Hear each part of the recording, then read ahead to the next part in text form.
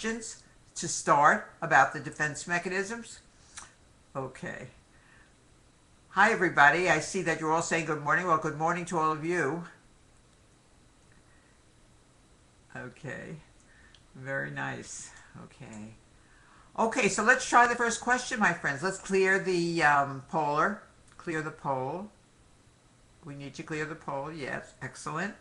And let's give this one a try. We're going to start the counter at 30 seconds as soon as I read the question.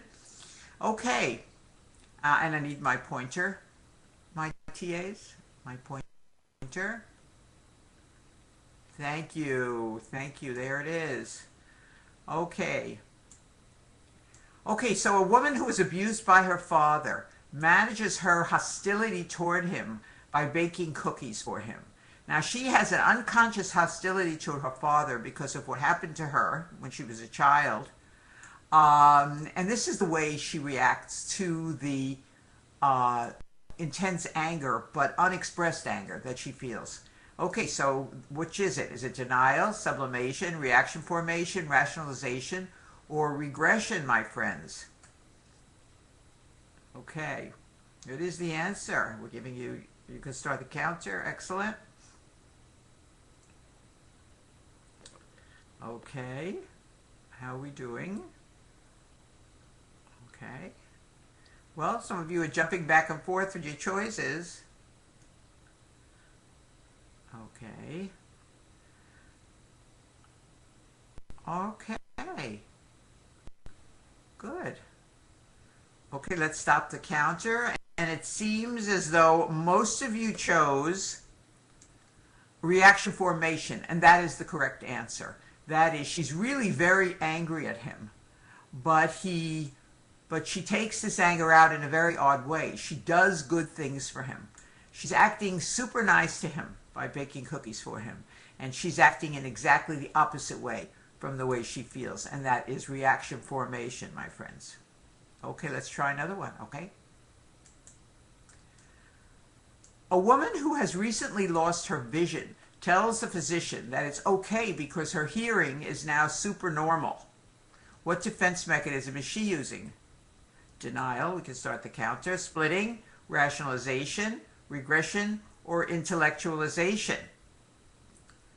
Okay. So what defense mechanism is this woman using? Okay. Remember the best answer, because some of the defense mechanisms kind of cross over each other a little bit. Okay, they all involve repression. Okay. Okay, my friends. Good, good. Let's see how we did. Okay. The answer is C, rationalization. Okay. That is, she's making up a reasonable explanation for her loss of vision. Really nothing can explain such a terrible loss, but she now feels that her hearing is better than ever. So it's okay that she lost her vision because now her hearing is better, has compensated, has taken over, which of course is not true, that her hearing is not super normal now. Okay, so rationalization, she's making up a reason why she is comfortable with it. Khalid is asking me why not intellectualization. Intellectualization would be if she talks about in great detail about the loss of her vision and uses her intellectual or higher cognitive functioning to avoid feeling badly about having lost her vision. Okay, so she would be talking about technical details of her vision loss. Okay. Okay, Khalid, how are you doing with that? Okay, now we're going to talk about, okay, you're welcome. Okay, now this is something that Freud also observed in his patients. It was something called transference. And he observed that his patients tended to transfer feelings that they had about their parents onto Dr. Freud. They would tend to think that he was angry at them or happy with them, when really he had very little in the way of emotion about his patients. He was very intellectual about his patients.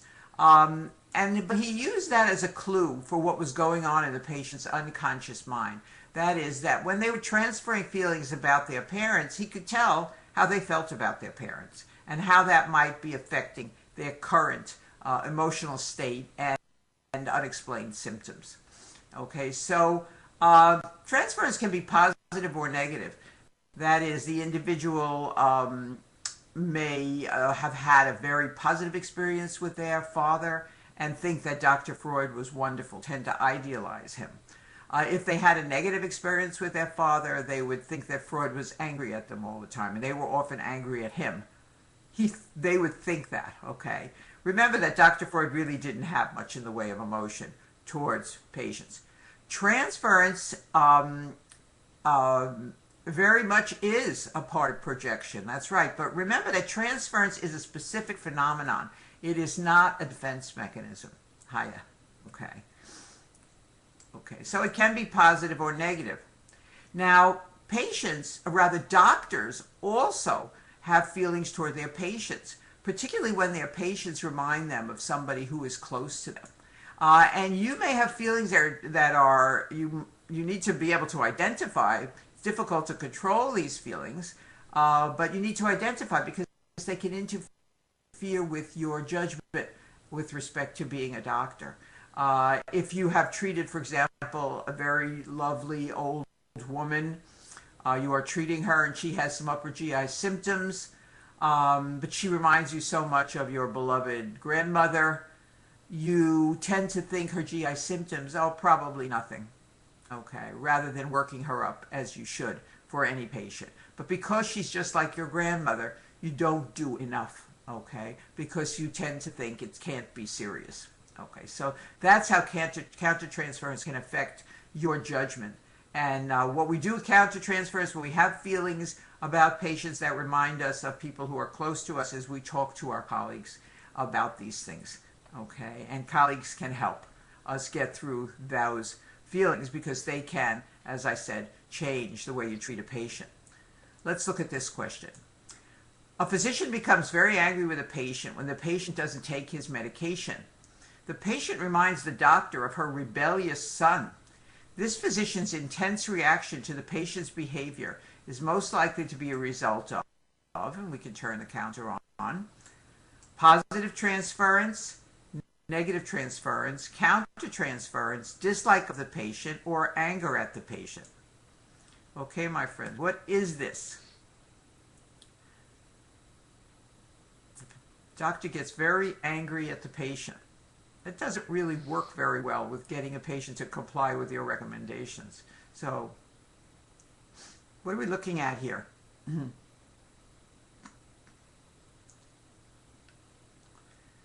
my friends. Okay, we'd like to have more of you clicking in. Take a chance. Okay. Okay, click in on the questions. Okay, you guys are doing pretty well. Not perfectly well, but pretty well on this question. Okay, my friends, this is an example of countertransference. That is, it's coming from the doctor toward the patient, and countertransference can be positive or negative also. Okay, so this is countertransference. The doctor is having feelings for the patient which are interfering with the doctor's judgment, because when you shout at a patient, the patient just won't comply with your recommendations if they come back to you at all. Okay. Okay, anger at the patient, because it specifically says that the patient reminds the doctor of her son, and it's her son that the doctor is angry at. Okay, it is not anger at the patient per se. It is being put onto the patient. Okay, Ahmed? Very good. Okay. Okay, now this is a fairly quick topic. Couple of points, important points in this topic. Evaluating patients. When we evaluate patients, we do it based on a clinical interview. Sometimes we have some clinical tests that can be used, psychological tests that can be used to help us augment our ideas about a patient. And we'll get to those in a little while when we talk about psychological testing. We know that there is an intense communication between the brain and the body, and that stress can lead to physical symptoms, just like physical symptoms to lead to emotional stress. And this whole area of study, of course, is called psychosomatic medicine. That is the relationship. We know that people who are impatient, competitive, preoccupied with their jobs, tend to have more heart disease. I mean, that's been an observation that's been made over many, many years. But it turns out that it isn't these characteristics, the impatience, etc., that lead to heart disease, but rather the hostility. If the person is also an angry, hostile person, that is associated with the coronary artery disease. It's not the competition or the what lay people tend to call the type A behavior. That's not a medical term.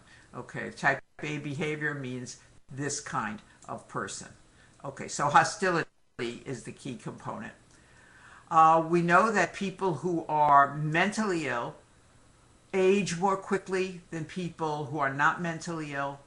And so we have particular problems with health with the mentally ill. I'm just going to make a note for myself here.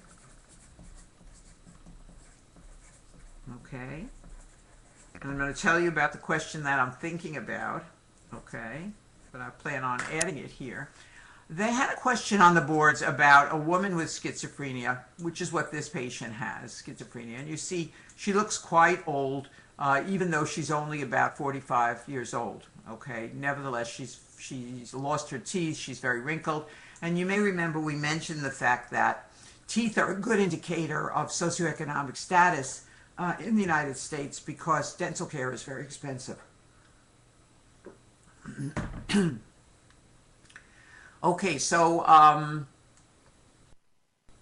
the question. A patient with schizophrenia comes into the doctor. The patient's been taking antipsychotics for many years. The patient comes in with bleeding gums, okay, and petechiae, small hemorrhages under the skin. What is the most likely cause of this picture?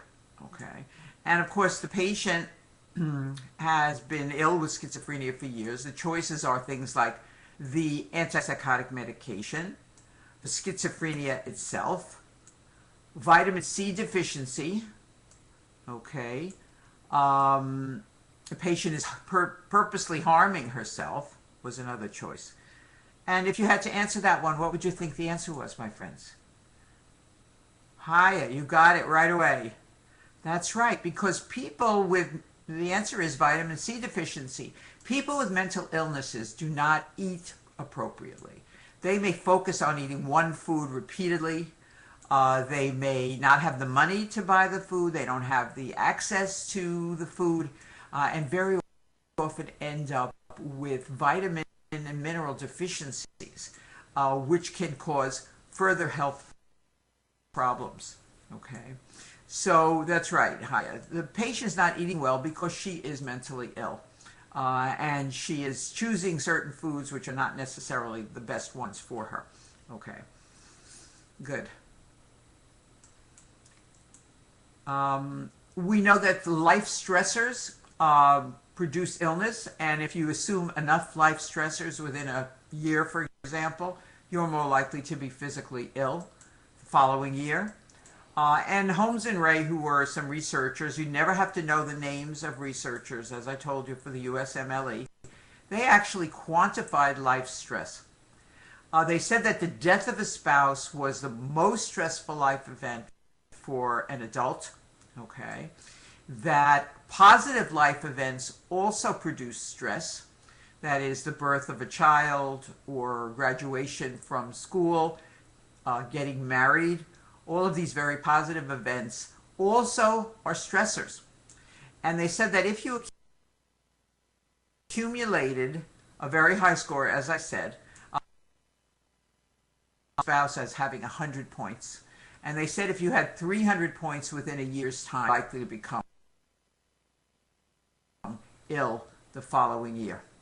Okay. Now, what mechanism in illness with stress? Well, we know that stress has certain effects on the hypothalamic pituitary adrenal axis. We know that stress affects blood pressure and blood vessel diameter, and that could be one mechanism by which stress affects health. We also know that stress affects the immune system. That's the field of psychoneuroimmunology. That stress tends to reduce the activity of natural killer cells, for example, and decreased immune system response in general, and that stress causes the release of cortisol.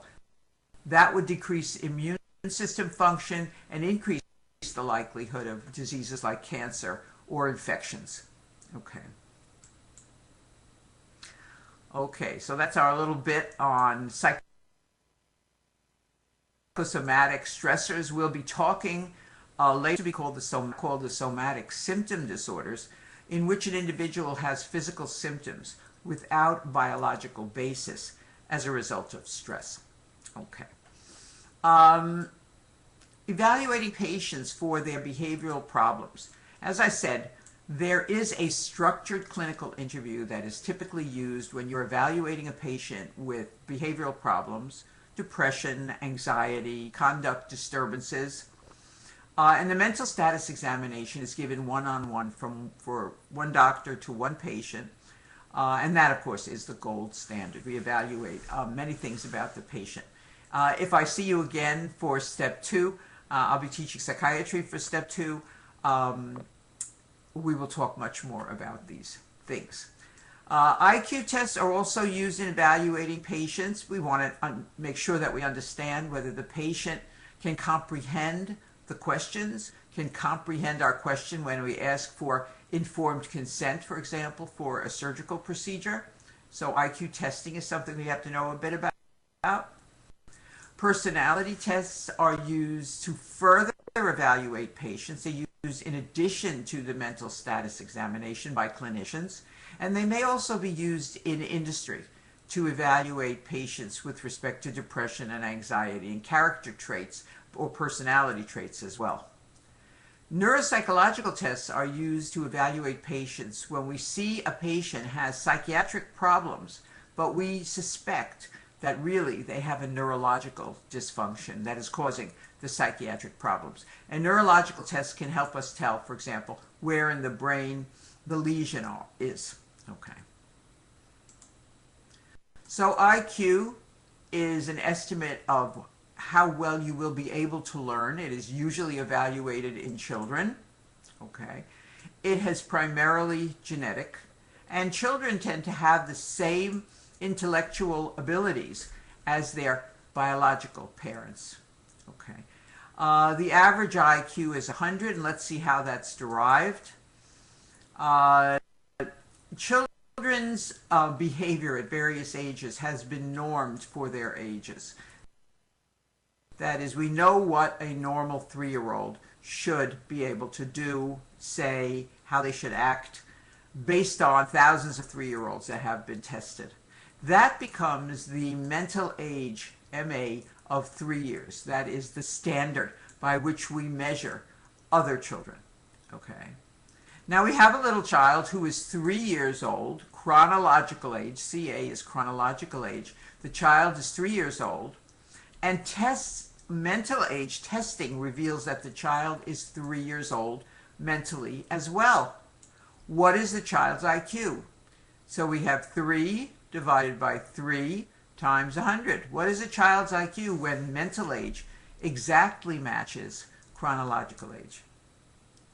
Okay, my friends, excellent, excellent, excellent. Yes, IQ is 100 when the mental level of functioning is same as the chronological age.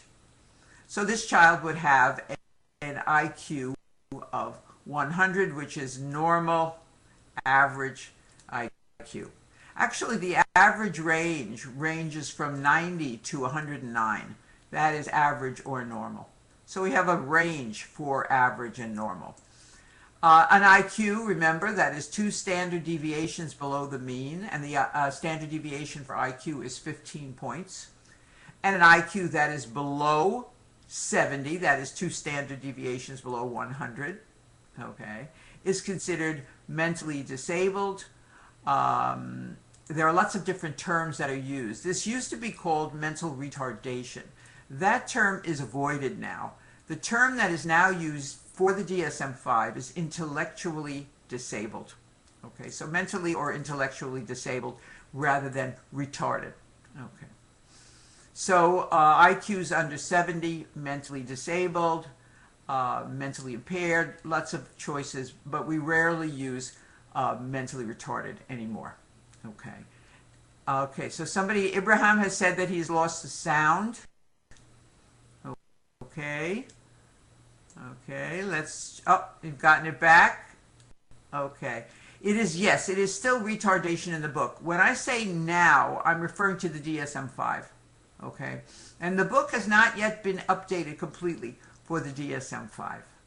Okay. So I'm going to be using both terms, the old term and the new term, when I talk about these disorders. Okay, Khalid. And an IQ that is more than 2 standard deviations above the mean is considered very superior. Where do medical students fall? Well, actually they fall anywhere in the average to superior range. In medical school, it's more a question of keeping at it and keeping working, and how hard can you work. As long as you have a normal IQ, you should be able to make it through medical school with enough work, and we know how much work that is. Okay. Okay. Oh, about medical students, Ibrahim? Is that what you're asking me? Can I repeat the last bit? Yes. Okay, medical students have IQs anywhere in the range of normal to very superior, or even higher. As long as you have a normal IQ, you should be able to get through medical school. Of course, you'll have to work a lot harder if your IQ is in one of these lower ranges. Okay. The USMLE is not an IQ test. It's what's called an achievement test. It measures your performance on things on which you have been specifically instructed. IQ never changes. Your IQ is the same no matter what your age. High IQ does predict academic achievement, but you cannot raise somebody's IQ with education. Your IQ is always the same. When you were 5 years old, if it was 130, that's what it is today. Okay, so it's always the same. It is not associated with mental illness. It's not associated with suicide risk. It is very, very, very stable. Okay. And in the elderly should retain their intellectual functioning. Okay, very little decline, particularly in verbal. The patient longer to complete a test, but the IQ essentially stays the same throughout life, unless the individual develops dementia. Dementia causes a loss of intellectual functioning and a lowering of IQ. Okay. Absent dementia, people's IQs pretty much stay the same throughout life. Let's take a look at this question. A child is found to have an IQ score of 90. What category does the child fall into? With an IQ of 90. Okay, my friends. You want to click in your answers? The counter is not working, my TAs. Okay, there it is. Very good. This is a fairly easy question. We may not go through the whole counter for this one. An IQ score of 90 is normal. That was on the boards. That is normal is 90 to 109. That's right. How about this one? A 6-year-old child has an IQ of 50. What is the child's mental age? So we know the child's chronological age is 6. IQ is 50. Mentally, what is this child like? What age is the child functioning at? Okay, my friends, you tell me.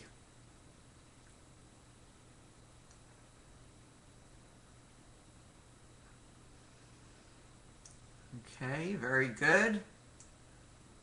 Good. Yes, this child is like a 3-year-old. Okay. Remember that if the child had a mental age of 6, his IQ would be 100 because he's 6 years old. But his IQ is only 50, which means his mental age is half of his chronological age, and that would be an IQ of 50. Good. Okay. Intelligence tests ideally are given one-on-one, one person to one patient. This individual is being tested in quite a simplistic kind of test for an adult. So this individual is probably intellectually disabled and is being asked about separating colors or knowing one color from another. There are 3 levels of tests. There's the test that is designed for adults.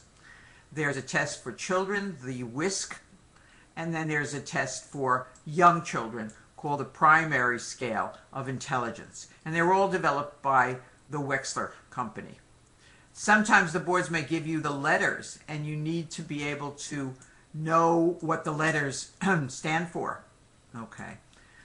Rotina, you're saying, can I repeat the question? Can I see the equation on page 98? Oh, Faisal is telling you to see the equation. Thank you, Faisal.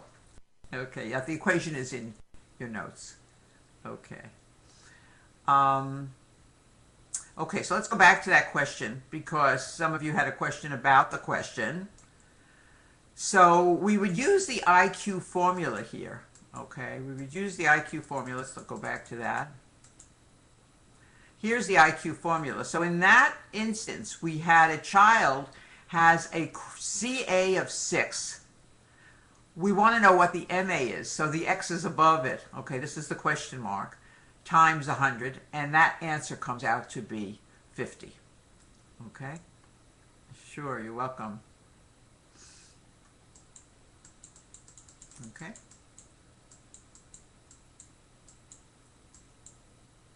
Okay, personality tests are next. Personality tests evaluate psychopathology and personality characteristics in patients.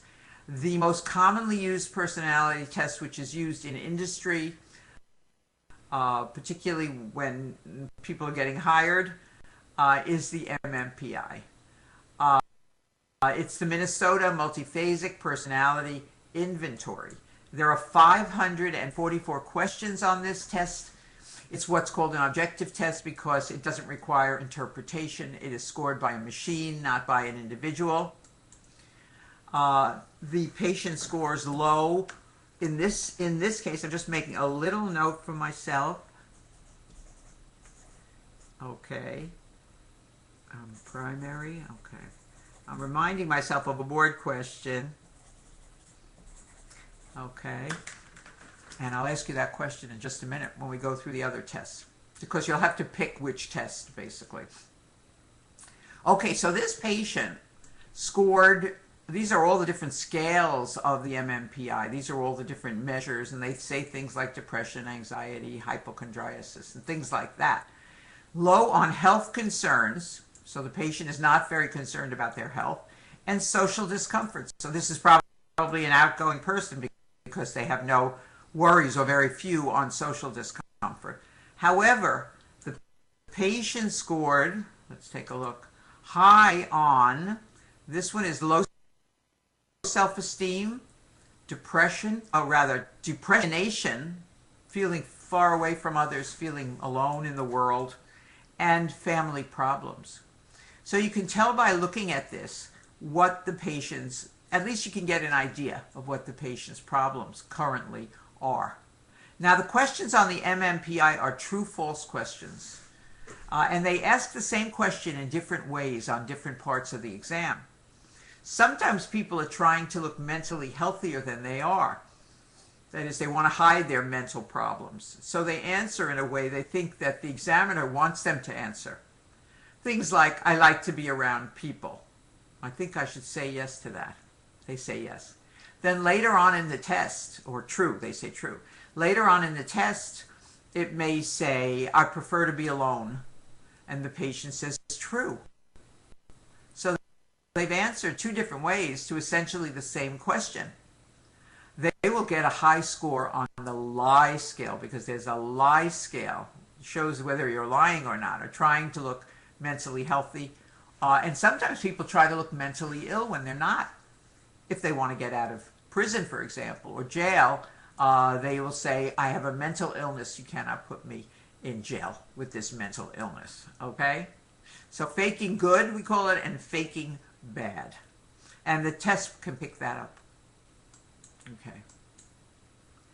There are also a group of personality tests evaluating psychopathology and other personality characteristics that are what we call projective. That is, the patient has to make an interpretation of an ambiguous picture, and their interpretation tells what's in their unconscious mind and unconscious thoughts.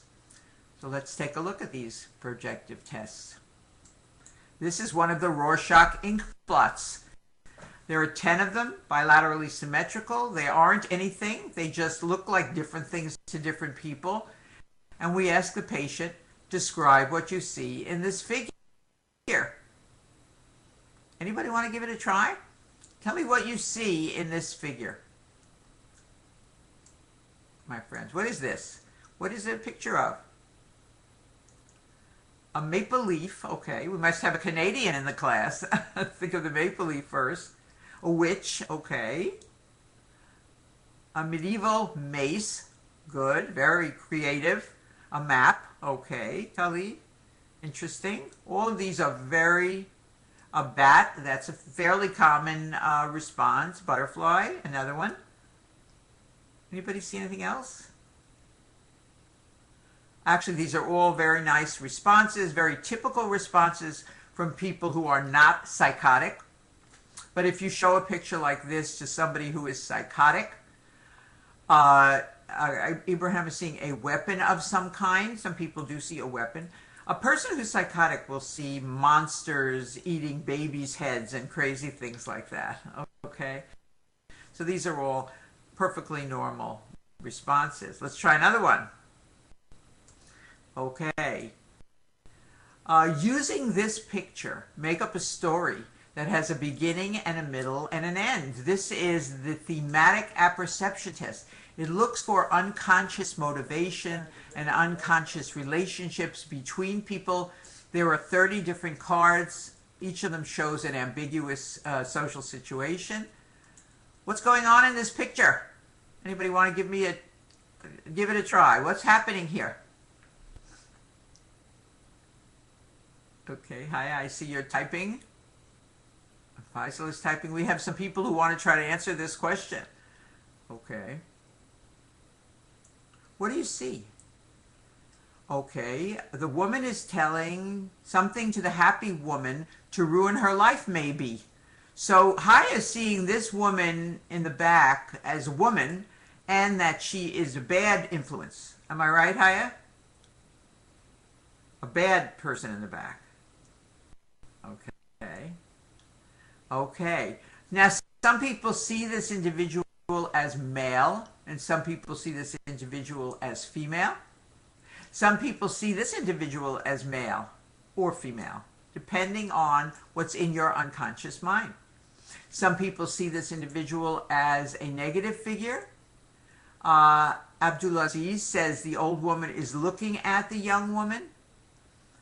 Muhammad says a priest surprising a woman with what he is seeing. So Muhammad sees this individual as male, okay, and that this person is surprised, okay. So what is in your unconscious mind is coming out in what you see in this picture. And I would say if you see this as a positive figure or a helpful figure, somebody in your life who's older may have been helpful or positive. If you see it as a negative figure, someone in your life may have been not helpful or not positive. Okay. Mohammed is saying, you're telling me what she's saying or he's saying. Mohammed, is this a male or a female in the back? What do you think? It's a male, okay. And some people saw this as a female, an old woman, an old wise woman, a young woman listening. So Abraham is seeing this as a positive influence, and that would reflect on your experiences in your own life, that the person is wise, okay. But it would give us an idea of interrelationships in families, for example, and unconscious feelings that an individual may have, because in describing this picture, we're using our unconscious mind.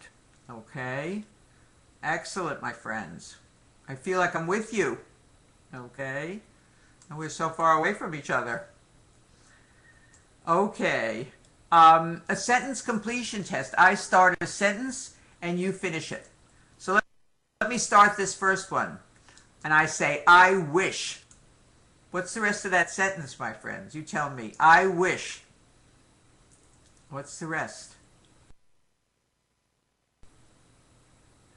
Well, Haya, I have to tell you, that's the one that usually the students answer. I get a good score on USMLE. Abraham would like to get married. Test. Saleh wants to ace the boards. Excellent. And Muhammad has the answer for all of us, I think, to be happy. Okay. Rathina, to finish medical school, to get out of medical school and get on with things, right? Get on with your life. Okay. Okay, I'm sure that hopefully all of your wishes will come true.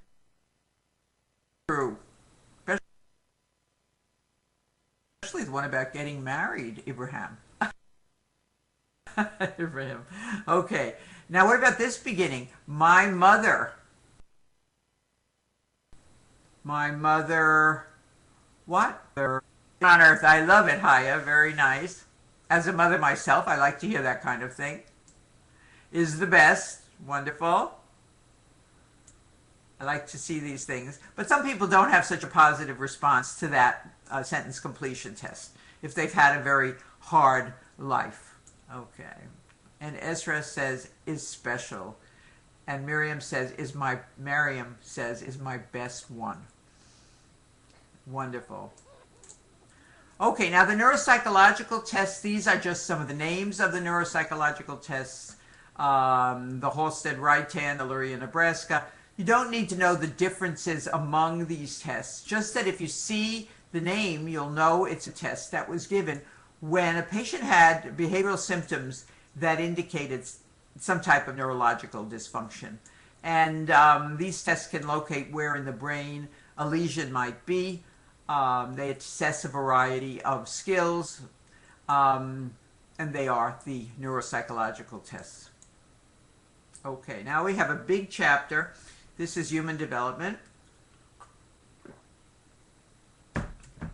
Okay. And human development, we're talking about lots of things here. Not only child development, but also development in adulthood.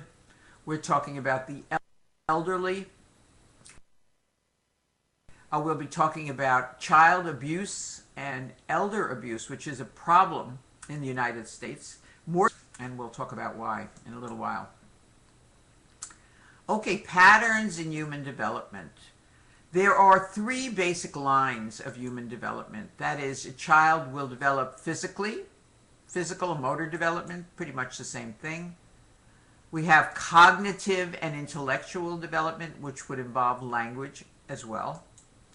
And finally, we have social development. So these are the three areas of development. We are a very social species. There are certain developmental milestones with respect to social development that we see. When we see a child who is delayed in all three areas, we think in terms of intellectual disability, aka mental retardation. Okay, so children with intellectual disability are not only slow intellectually, their physical skills will lag behind the normal, and their social skills will be low. Okay, so remember we talked about that child of 6 who had a mental age, he was 6 years old, he had a mental age of 3, and his IQ was 50, okay? even though he's 6 years old, we will expect his motor development, his cognitive development, and his social development will all be like a 3-year-old because he has a developmental problem in all 3 areas. Okay, so intellectual disability, aka mental retardation, it typically involves all areas of development. In contrast, we have a child who's showing normal physical development at age 3, speaks the required number of words for a 3-year-old, but doesn't show any social interaction with other children, or even normal interaction with the parents. What would we say was wrong with this child who is okay in 1 and 2, but has a problem with 3? What do you think, my friends? Faisal, you got it. How about the rest of you? What is this? Just the delays in social development with everything else being normal. That is, yes, that's right. Autism. That is what is now called the autism spectrum, from mild autism to severe autism. And in mild autism, the problems are almost exclusively social. And every autistic child has trouble with social skills. That is, the child does not show normal eye contact, does not interact normally in a conversational setting. Severe, Shireen, excellent. Severe autism does have speech problems, but mild autism does not. Mild autism used to be called, anybody know what it was called before the DSM-5? Mild autism. It had its own name. It had its own name, and it was named after a German doctor. Does that give you an idea? Beautiful knife. Very good knife. And Shireen. That's right. Asperger's disorder. Asperger's disorder is out of the DSM-5. There is no more Asperger's disorder. It is mild autistic disorder now. Okay, so yes, people with what used to be called Asperger's disorder, have no physical delays. Cognitive intellectual functioning is normal. However, they have very abnormal social functioning. They don't interact normally, and when you talk to them, you know there's something very, very strange and odd about this person. Asperger's, that's right. Okay, my friends. We'll be talking more about that later. And the milestones are approximate. So we have to give and take a few months when a child is 1 or 2 years old. And weeks are quite important when the child is 1 month old. Okay. What is the age of earliest memories, my friends? This was on the boards. You tell me, how far back can you remember? Hiya, you remember really far back. Most people are like Khalid, and Khalid remembers back until 3 years old.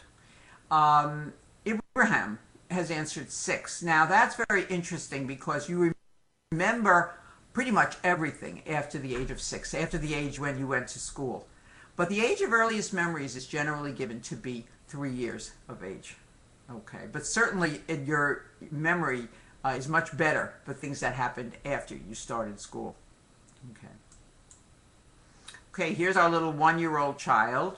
First words, first steps on the first birthday. Okay, so first words, first steps on the first birthday.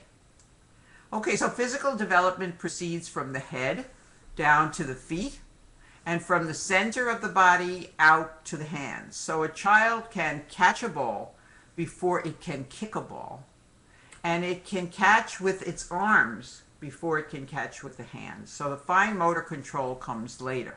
Okay. And everything is in the mouth in the first year of life. Children pick things up off the floor all the time and put them in their mouth. They can sit with some support around 4 months, stand up with support at about 8 months, and walk alone at 1 year. First steps, okay, at about 1 year. They climb stairs about 1.5 years. And at this age, and this has been on the boards, they climb stairs using 1 foot at a time. That is, they'll go up 1 step and then rest both feet on a step, go up another step, rest both feet on a step. It's not until 3 that they can use alternate feet going up the steps. And 3 years old is also the age for riding a bicycle, a three-wheeled bicycle, because you can use alternate feet to pedal the bicycle. Okay. Here's the 2-year-old. Here's our 2-year-old. 2-year-old children, I always say, are more beautiful than they, because they are so difficult that if they weren't so pretty, the parents would probably toss them out. Okay, just kidding. Okay, so they are very beautiful at the age of 2 and very bad, and we call this the terrible twos. They get into everything, very high activity level.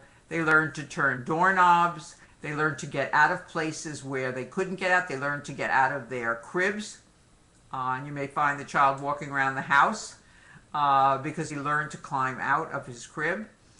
The 3-year-old can ride a tricycle, the three-wheeled bike, use alternate feet going up the stairs, and is toilet trained. Most 3-year-old children are toilet trained. Between 2.5 and 3 years old is the common age that the child begins to become aware of when they have to use the toilet. Okay.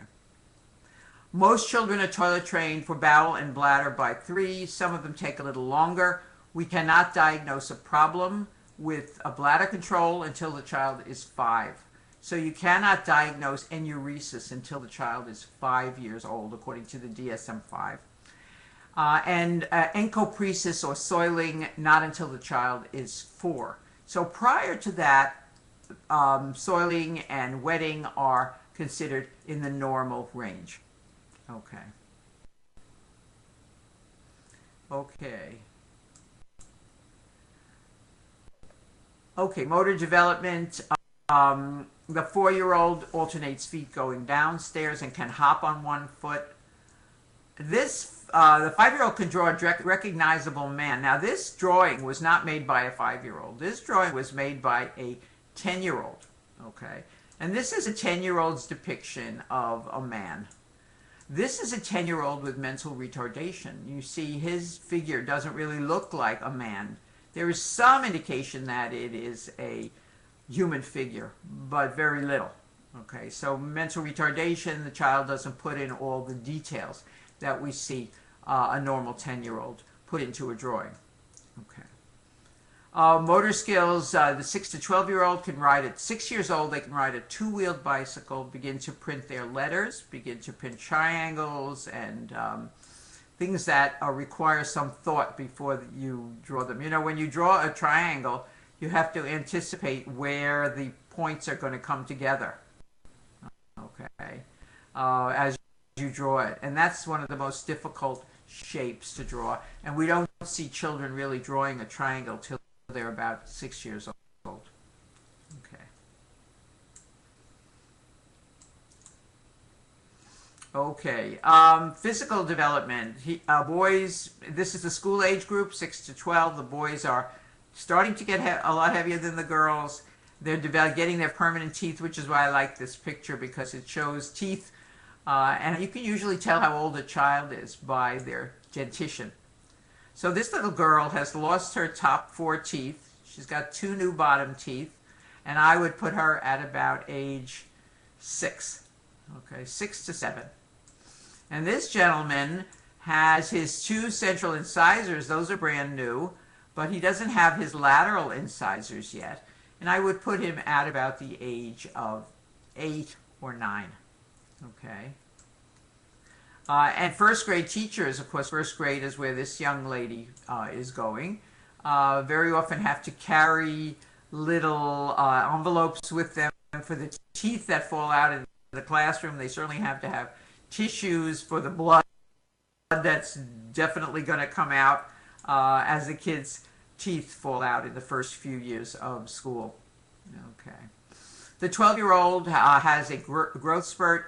Girls reach puberty prior to the age of 12 in the United States at about the age of 11. That is first menstruation. Boys reach puberty at about the age of 13 with the first ejaculation. Okay. But certainly there are years leading up to that where we see physical changes, etc. Okay. Smiling, social development. Smiling is something that only human beings do. If you folks can think of an animal that smiles when it's happy, type it in. Let me see. Anybody know of an animal that smiles when it's happy besides a human being? I don't see anybody typing.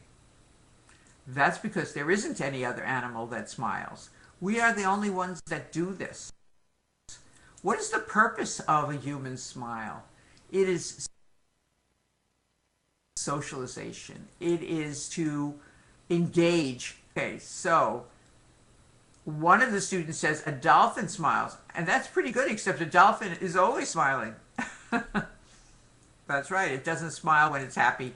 It always has a smile on its face. It always kind of looks happy. Okay. But a child will show many expressions. This child is looking at a person and smiling, and that is a very engaging behavior. It's their parents' positive reinforcement. The first time they've gotten positive reinforcement, when the child is about 6 weeks old, and that's a very young child. Okay, so Faisal's saying maybe we just don't recognize smiling in animals. That's a very good point. Maybe they're smiling and we don't know it. Okay, so smiling in response to a human face at 6 to 8 weeks is called the social smile, and it is a sign that the child is developing normally. Okay, the child focuses on a face and smiles at that face, and that face is usually the mother. Okay. They recognize different people by the time they're 3 to 4 months old.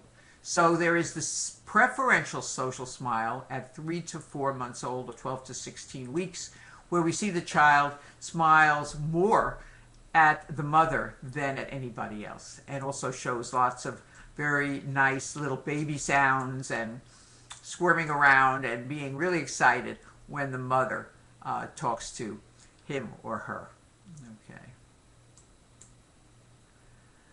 Okay, now in the first year of life, social development must include a figure, a person, whom the child can recognize and know that that person will always in some way be there for them. The person will always return.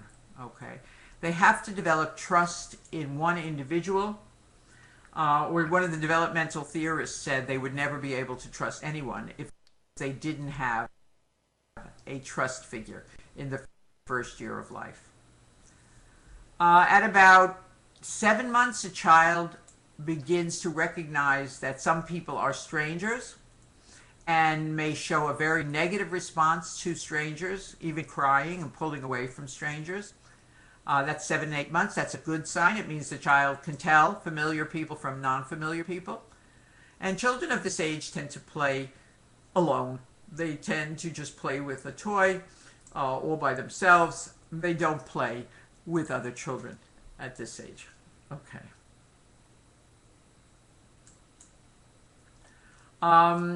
They are very dependent on their parent. A child needs one person, as I said, the more the better.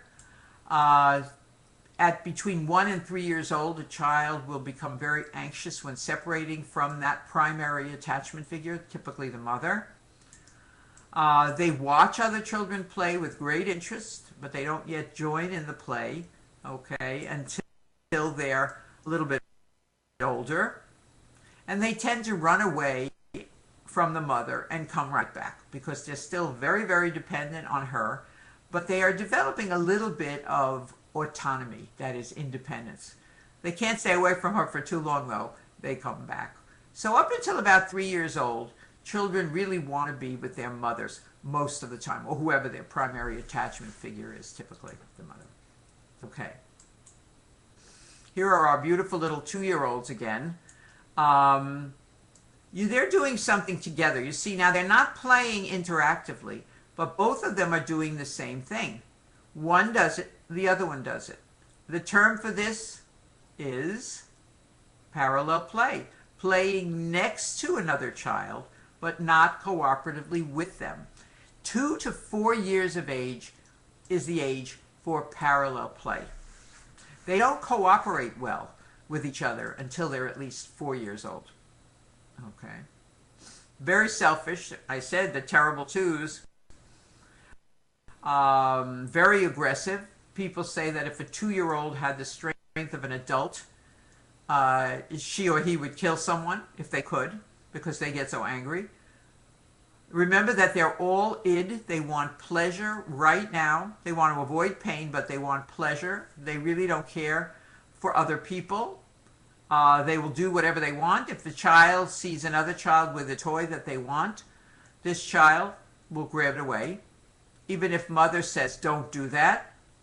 Mine, the child will say, mine, mine. Okay, and all of you with little kids know that they say that. They say no to everything they can possibly say no to because they're learning autonomy and independence. Do you want to go with me? No. Do you want to go upstairs? No. You want to go downstairs? No. Do you want a special treat? How about ice cream? Okay, I'll take that. So they'll say no to everything, but they understand what you're saying. Okay. But they prefer to say no if they possibly can, to show you that they're an independent little person. Okay, so that is social development in the 2-year-old. Okay. The 3-year-old is much easier to deal with.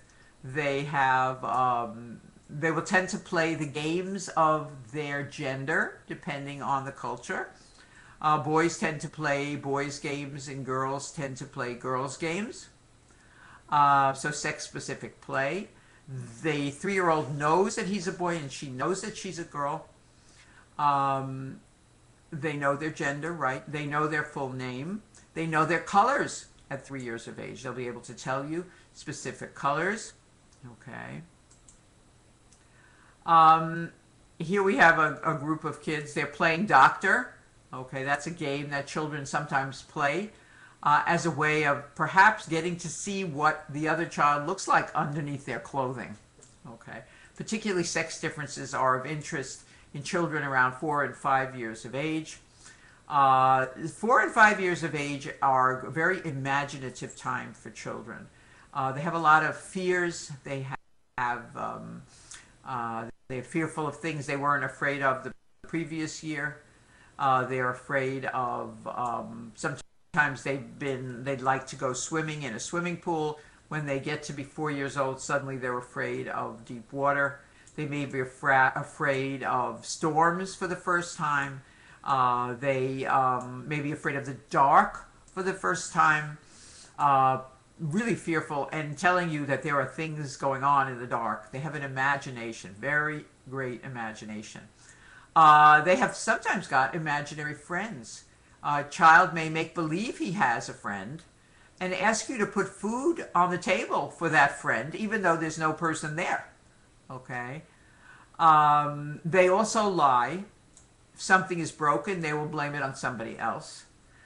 They've had that on the board. She broke the plate. I had the experience with one of my kids when he was about 4 years old. He broke something in the house. I assumed he broke it, but I said to him, "Who broke that?" Okay, and he turned around and he pointed at me and he said, "You broke it." He said, "I broke it." Okay. It's a good thing he was only 4 years old for that one. Okay, so they'll blame anybody they can blame besides themselves. Okay. And they are, at 4 and 5, very romantic toward the opposite sex parent. Boys tend to be in love with their mothers, and little girls tend to be in love with their fathers and think that that person is the ideal person in the world. That doesn't last too long, although it does last through the school age years to some extent. Okay. There's great curiosity about sex. Freud said that little boys had castration anxiety, that they were afraid that they would lose their penis, and little girls had penis envy. Okay. What we do see, though, in children of this age is an intense focus on bodily harm. That is, they're very, very worried about injury to their body at this age, 4 and 5. And we try to avoid any kind of elective surgery. if we can at that age. Okay, Haya's telling us a little story. She says her cousin locked herself in the bedroom and said that I did it. How old was your cousin when she did that, Haya? She was 3. Okay, well that's good. If she did it when she was 12, we would be worried. Okay, I think we've lost our video for a change. So this is a good opportunity to take a break. We're going to take our break and I will try to fix the video. Okay, my friends, it's time for a 10-minute break.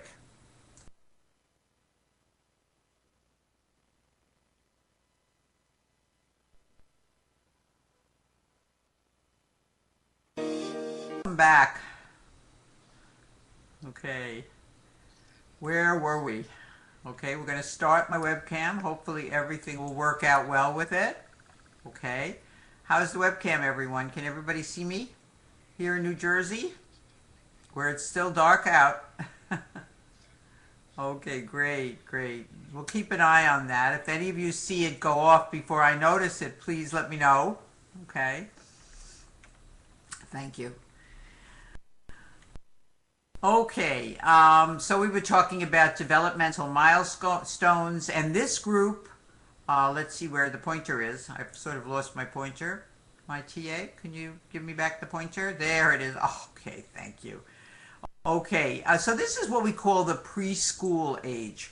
That is 3, 4, and 5 years old, preschool age. And school age is quite different than this. School-age children are much less likely to have all of the nightmares and all the fearfulness that we see in younger children. And as I mentioned, we want to avoid any kind of elective surgery in this age group because they are so concerned with bodily injury and so worried about it. Okay. This is the 6 to 12-year-old is the school-age group. They no longer have separation anxiety. However, if a child of this age, 6 to 12, cannot separate from the mother, we would say that he has separation anxiety disorder, because separation anxiety is normal between the ages of 1 and 3, but by school age, separation anxiety should be a thing of the past, and the child should be able to spend time in the company of other adults besides the parents.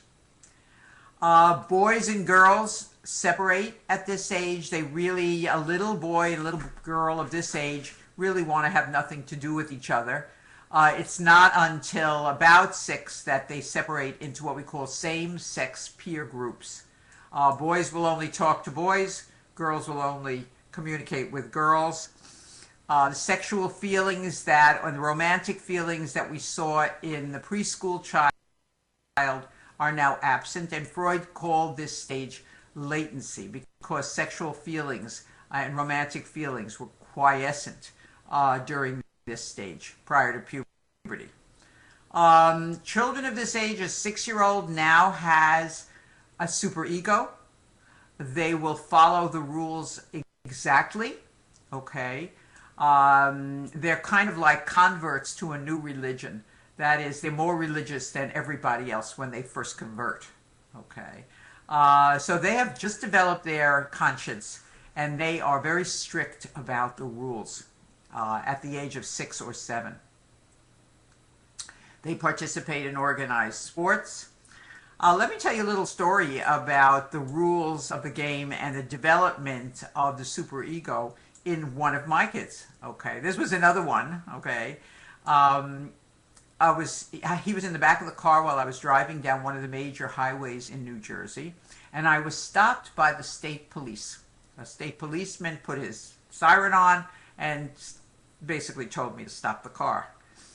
He came up to the window, the policeman, and he said, "Madam, you have tires on the car that are not allowed in the summer months." You know, in New Jersey, we have some pretty snowy winters. We have snow, and we put tires sometimes on the car that have metal studs in them. So the tires had metal in them, which is very dangerous on the road in the summer. That is, it can destroy the road. It's not dangerous for the person. So he said, you have to have, you were supposed to take those tires off the car 2 months ago. And I said, "Oh, officer, I didn't know that. And from the back of the car, my 6-year-old son said, "Daddy told you to take those tires off the car." Well, the policeman looked at me, and I looked at him, and we had very little to say to each other. Okay? My son was very angry at me when we drove away. Oh, the policeman gave me a warning. He didn't give me an actual ticket.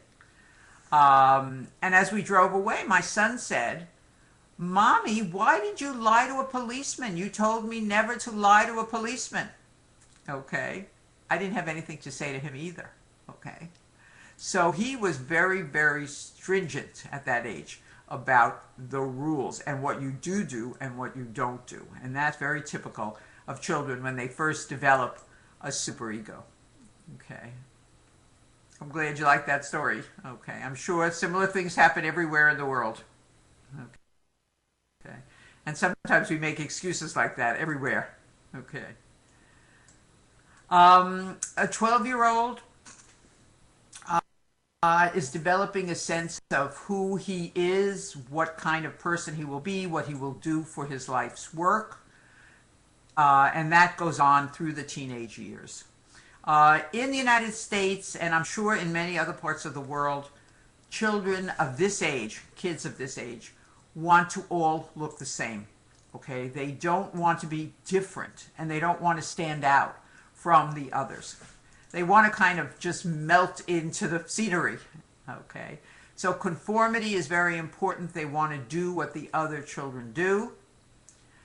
Physical appearance is also important at this age. Any kind of problem that they may have can become a major issue. Even though the parents don't think it's a major issue, kids of this age do. And in the United States, they begin to have to talk to and have some types of relationships with the opposite sex. Okay. Okay, cognitive development, that's intellectual development, was described by Piaget. And again, you don't have to know his name, but he did describe the development of the intellect. Okay. Cognitive is thinking development. He said that in the first 2 years of life, and we're just going to go through the important milestones, my friends. He said that in the first 2 years of life, a child did not have an understanding that something they could not see, in the first year actually, they couldn't see was still there. They didn't understand that. Okay. So I'm just going to make a little note for myself. Okay. So this happens at the end of the first year. There is the understanding that things exist, although you can't see them. So I use this example. This is a picture of a baby of about 8 months of age who's very interested in this toy. If I put a barrier between the baby and the toy, it's like the toy never existed. This baby does not go looking for it because it has not maintained a mental representation, because the child is too young. Okay? It's not until the baby is 1 year old that it will go and look for the toy. Right now, it's out of sight, out of mind. Okay? This is something else that Piaget described, that children did not develop this particular skill until a certain age. And by the way, he said it wasn't a matter of how intelligent the child was, that developmentally the brain just could not understand this skill until the child was, in this case, 6 years old. Okay. So if I show a 4-year-old child these 2 glasses of water, okay, and while I ask the child which one has more water in it, or do they have the same amount, the child will say it's the same after they look at it very carefully. Then I show the child as I pour this one into this tall tube, so that I have this. If I ask a 4-year-old which one has more water in it now, the child will say, always say, the tall one. The tall one has more water because it's bigger. Okay. At 6 years old, the child understands that this is the same amount of water, no matter what shape it's in, but not until 6. And an 8-year-old will say they have the same amount of water, even though it looks like this one's bigger. Because the 8-year-old will have the concept of conservation. That is, the amount remains the same. Okay? So that is a concept that children need to learn mathematical things in school. And most countries in the world, children do not go to school until they're about 6 years old. They may go to some type of pre or preparatory program when they're 5, but it's not until 6 that they begin to learn things in school. Mathematical concepts, reading, etc. Okay, my friends.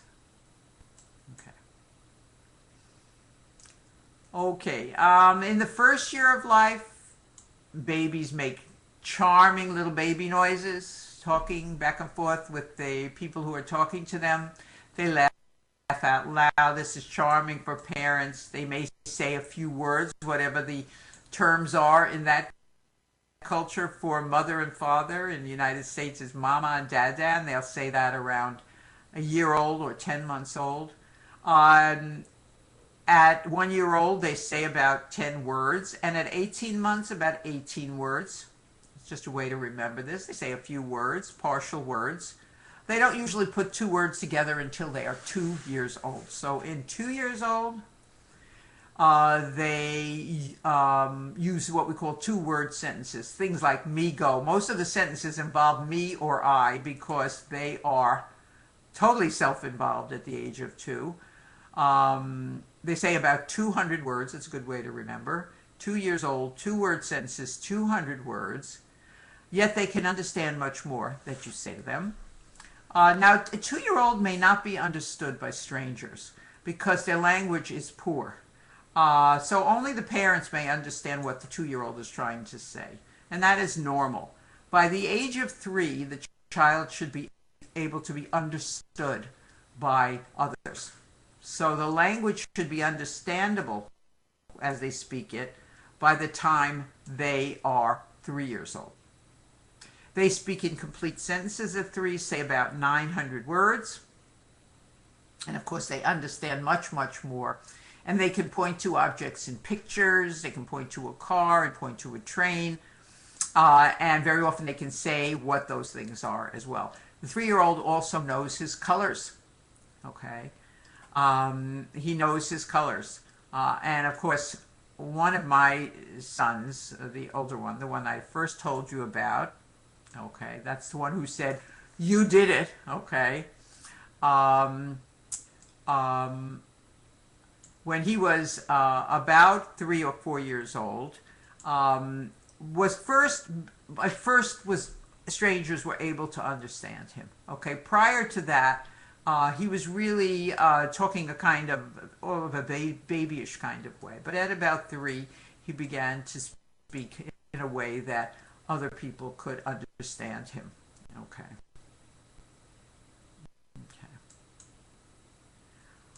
A 4-year-old tells you stories, long stories that have no end. They love to talk and tell stories. They may start to use words in public that they're not supposed to say, like things that involve use of the bathroom. They think that's very funny. Okay, they've asked about that on the boards. That is normal behavior for a 4-year-old or a 3-year-old or a 5-year-old. They use prepositions, okay, under, around, above, and they make words plurals. They use plurals correctly and incorrectly at about the age of 4. A 5-year-old asks you what do words mean. 5-year-old is increasing their vocabulary very strongly, and the 6 to 12-year-old now will be talking not only about himself, which is what he's talked about up until now, but also about the other children. Okay, so he's moving from egocentric to social speech, and he may even have conversations with other children. Okay. It says about 50,000 words by the age of 12. Okay, and the 12 plus will form relationships with other kids their own age. Relationships are about communication. In the United States, most children above 12 have a cell phone and are text messaging their friends. most of the time.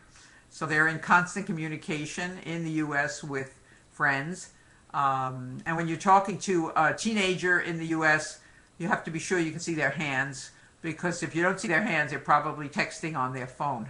Okay, so they use a lot of texting. And there's a question about whether the abbreviations, etc., that are used in texting are affecting kids' ability to read and write coherently. Okay. Teenagers in every culture very often rebel against the current culture. They want to be different than older people. They like to be, as I said, like each other, but different from older people. This is the age where the identity is formed. The child may feel that he's very different than his parents, but in fact, his value system very much reflects the parents. In the U.S., rebellion in teenagers is not uncommon. It's usually not expressed very much, but there may be a little bit of arguing back and forth, and I'm sure that's true everywhere in the world, as they try to separate and become separate people from their family and become independent. Sexual experimentation in the United States, as I mentioned earlier, is common between opposite sexes and same sexes. On the boards, the questions about teenagers primarily have to do with compliance issues. That is, how do you get a teenager to comply with medical recommendations? And this would involve teenagers who are showing bad habits like smoking, or teenagers who have chronic diseases and are not taking good care of themselves. Teenagers with diabetes who aren't taking regular insulin injections, children with asthma who are not using their asthma inhalers. For those children with special illnesses, okay, teenagers in particular have a lot of difficulty being different. And so having a disease like diabetes or cystic fibrosis makes you feel very different. The most effective management of those kids is to have them join a support group of other teenagers who have the same illness. That's the first step in management for them. With teenagers who are harming themselves in some way, and what they've had on the boards is teenager is not using sunscreen, a teenager is smoking cigarettes, a teenager is not wearing a helmet while bicycling. We talk about appearance. Sunscreen. You don't use sunscreen, it can affect your skin later on. Appearance of your skin. Smoking can darken your teeth, okay? And in the United States, teeth are a major concern. White teeth are considered the be-all and the end-all, as you may know. And helmets, you know, to get them to wear a helmet, you know, you can scar your face if you don't wear a helmet. Well, that's important, okay? It's much more important than not getting a concussion, okay, for a teenager. That is important. So appearance, what the other kids are doing are the most important things. Okay. Let's look at a couple of questions. So get your clickers ready. A 3-year-old child can ride a tricycle, plays next to but not cooperatively with other children, and can say about 75 words. With respect to motor, social, and intellectual verbal skills, this child is described as typical, needs evaluation, or some other combination of typical, aka normal, or needs evaluation, aka something might really be wrong. So take a look at the 3 things that this child is doing and pick your answer. Okay, we started the timer already. This one's a little bit harder, so I'll give you a little bit of extra time on this one, my friends.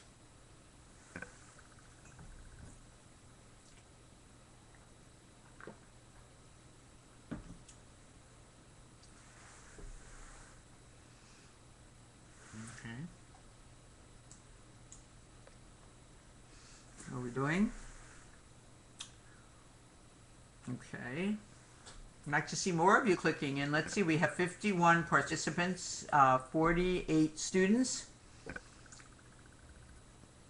to see those folks who have not clicked in to click in.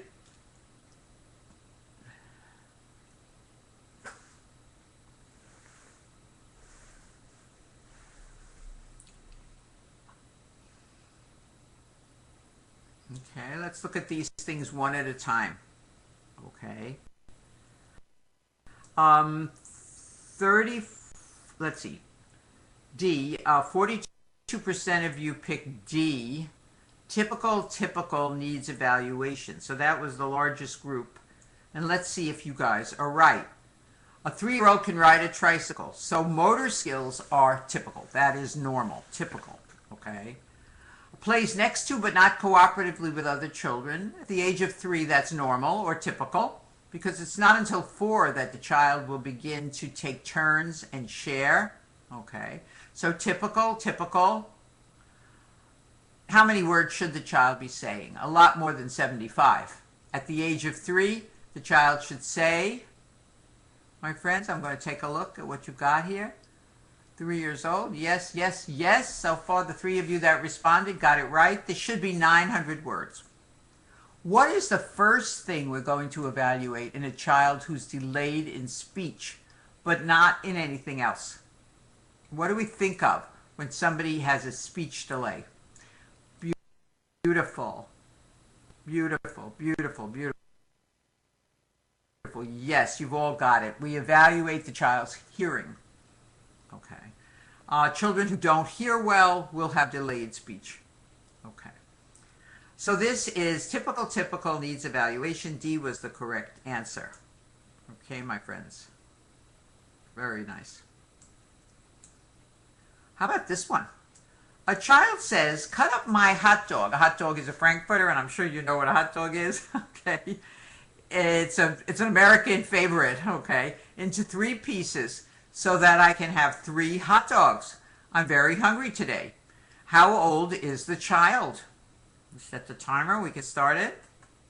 How many years old is the child?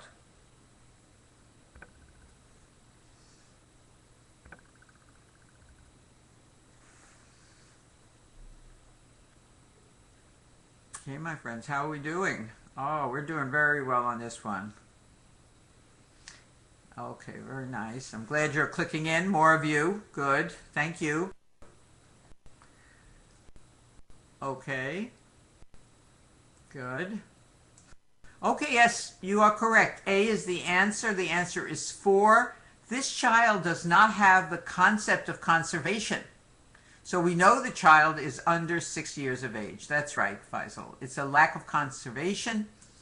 And he thinks that if you cut it up into 3 pieces, he'll have 3 times as much. And that's a 4-year-old. Okay, very good. How about this one, my friends? Let's not turn the timer on until we read all the answers. Okay, a 16-year-old Caucasian female goes to a tanning salon 4 times a week, right off the boards this is brought by her concerned mother. The teen says she doesn't care about skin cancer because melanoma does not run in her family, and if she gets it, she will just have it removed. Okay, so in the United States, people like to get tanned skin, and they go to tanning salons where they're bombarded with tanning rays. Okay, and it can be dangerous, of course. Okay, A, recommend the mother and the girl go for counseling. Explain to the girl that excessive tanning can lead to the early development of skin problems like wrinkles. Show her photos of patients with metastatic melanoma. Tell her that tanning can cause melanoma despite her family history, or tell her that she's at increased risk because of her race. Okay, my friends, let's start the timer.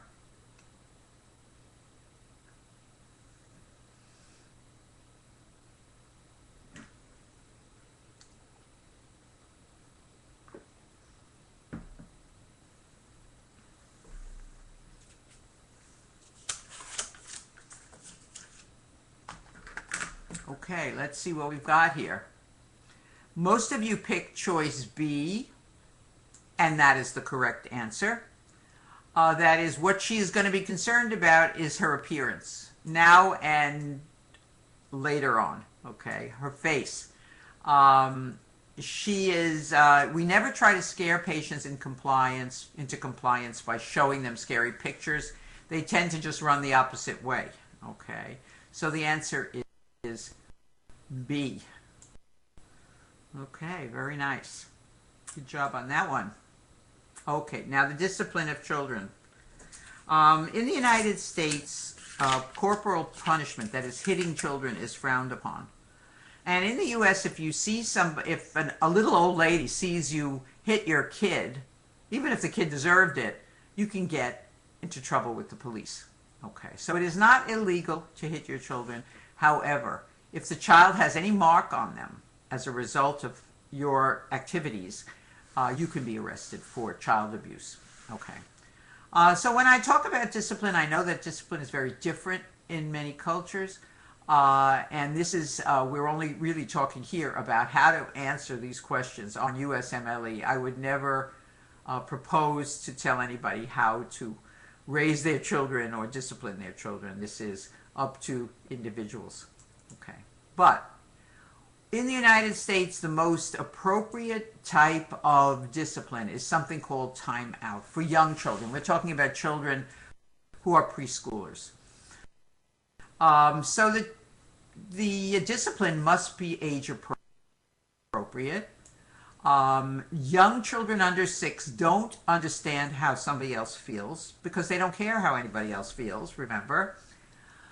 Time out is a technique where when the child does commit an infraction, does something wrong, we give the child what's called a timeout. We take the child away from whatever situation he or she is in.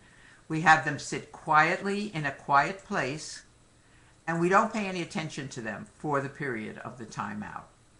And the idea there is that their behavior will become extinct because whatever we are doing is somehow perpetuating the behavior. Remember, people don't do things for nothing.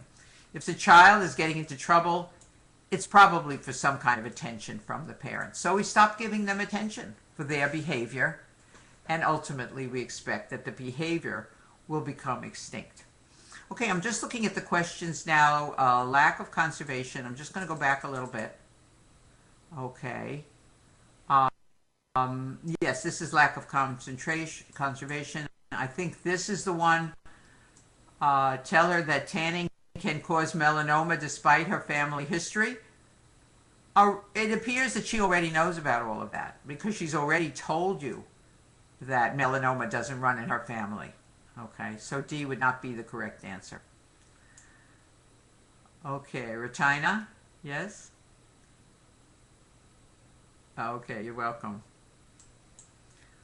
Okay, so developmentally age appropriate timeout.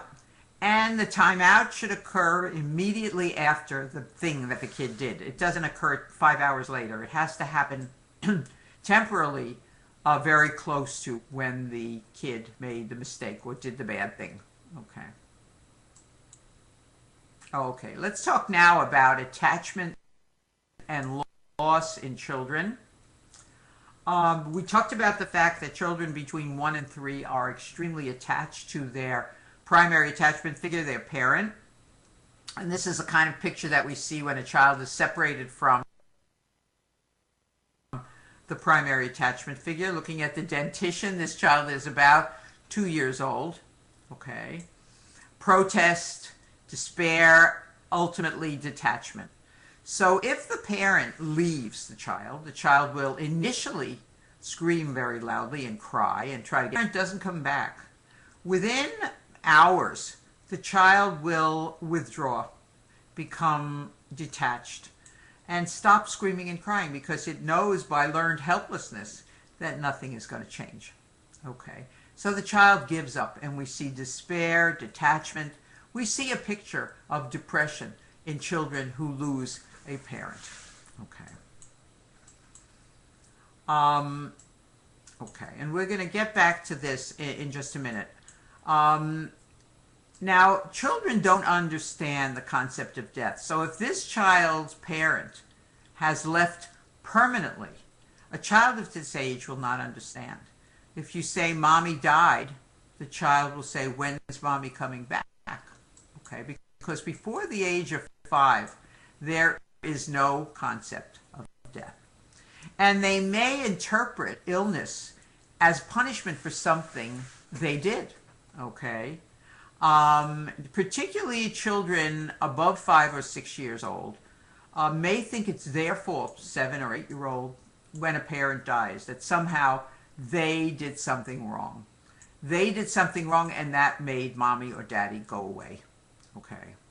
So there's no concept of death till about 5, and it's not until 8 to 10 years old that the child understands that people who die don't come back. Okay? They don't come back to life.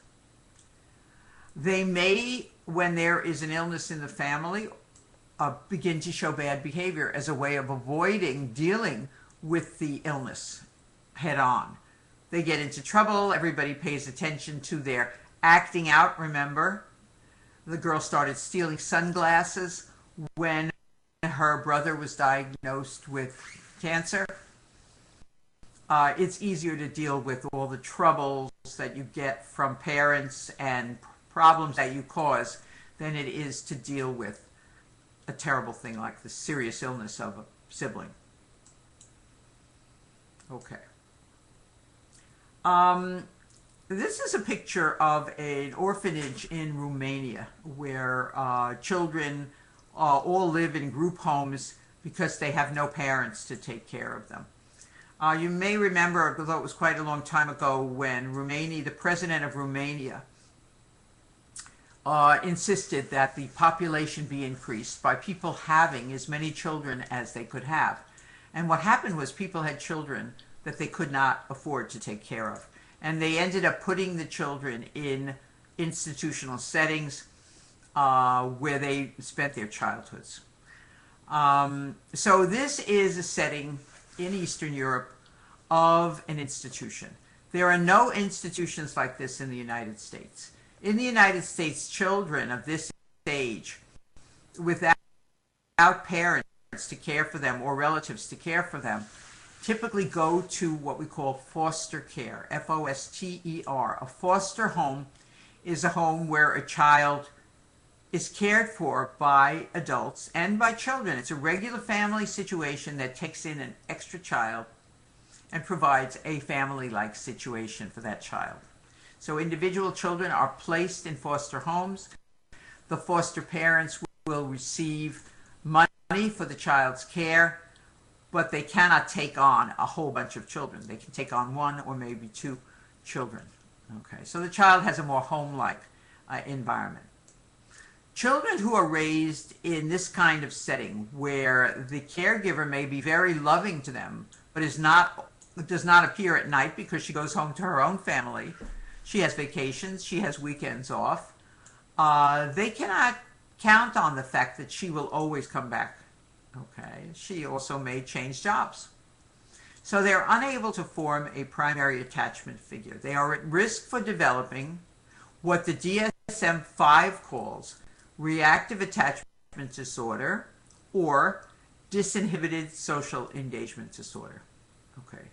These 2 disorders are seen in normal children in an abnormal social situation. Okay, so an orphanage is an abnormal social situation.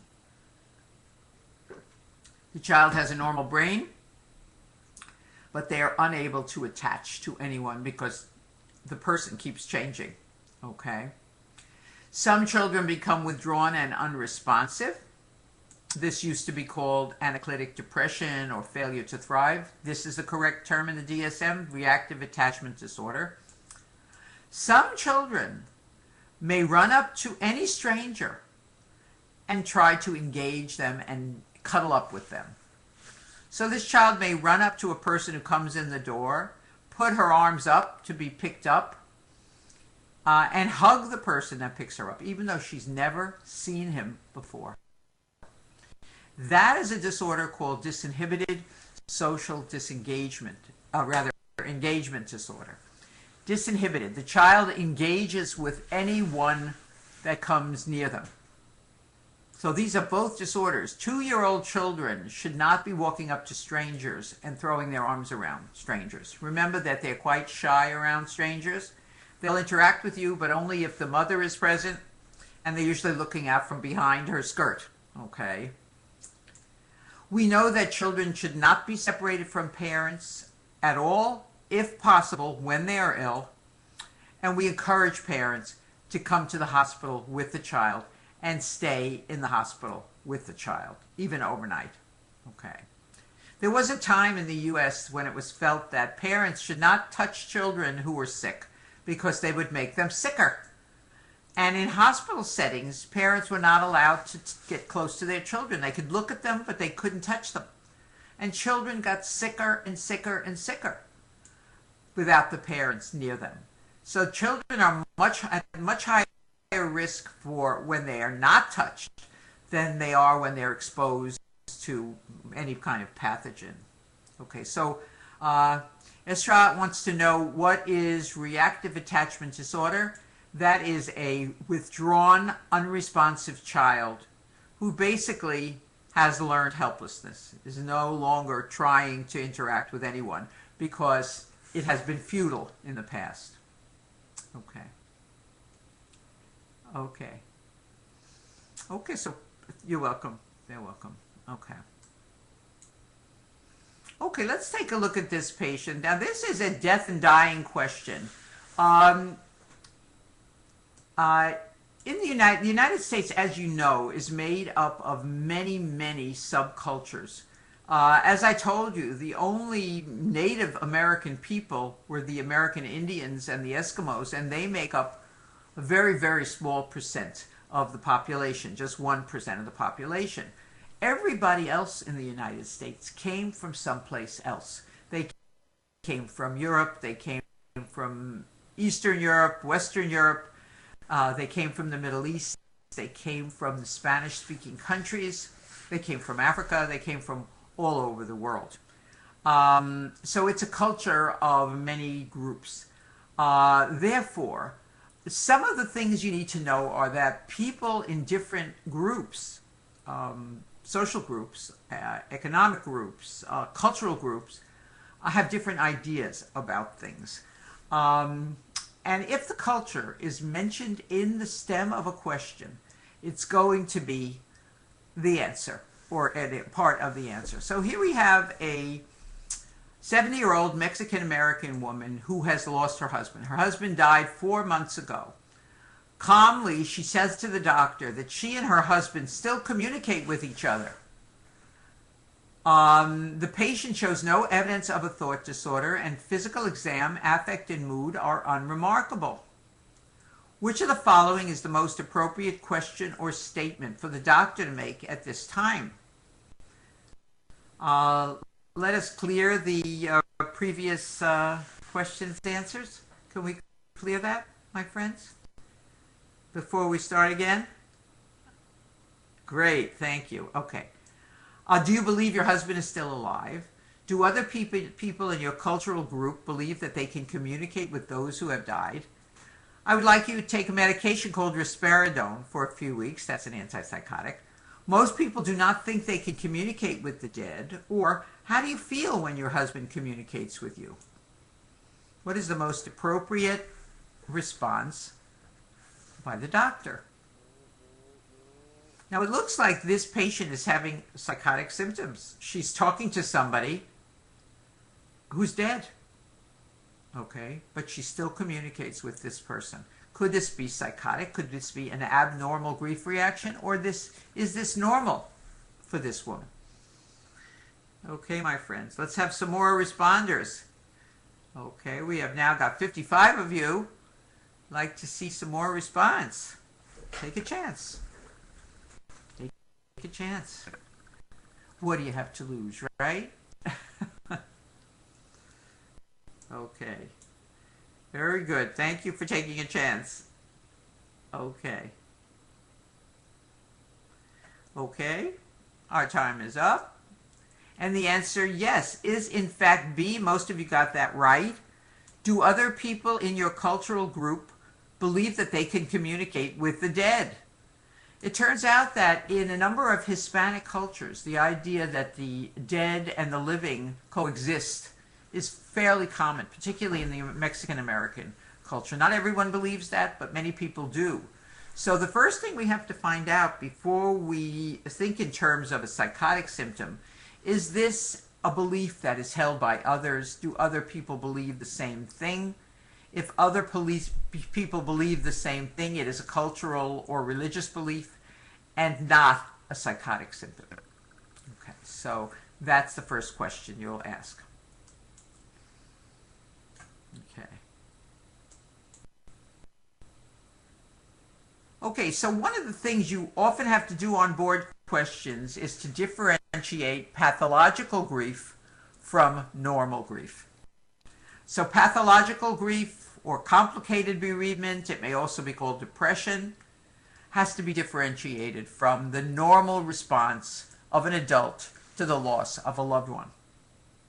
Okay.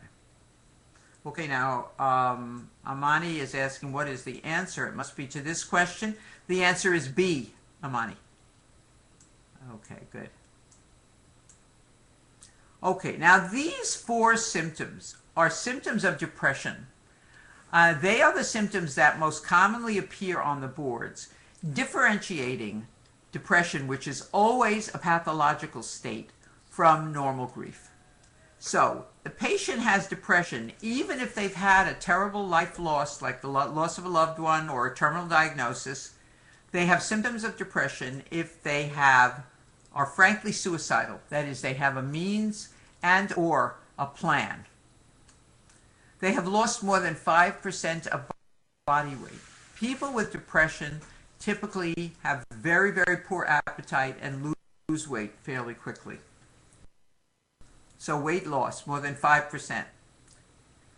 The A for the SWAG symptoms is anhedonia, the absence of hedonism. Hedonism is pleasure. The absence of pleasure. This is a hallmark of depression.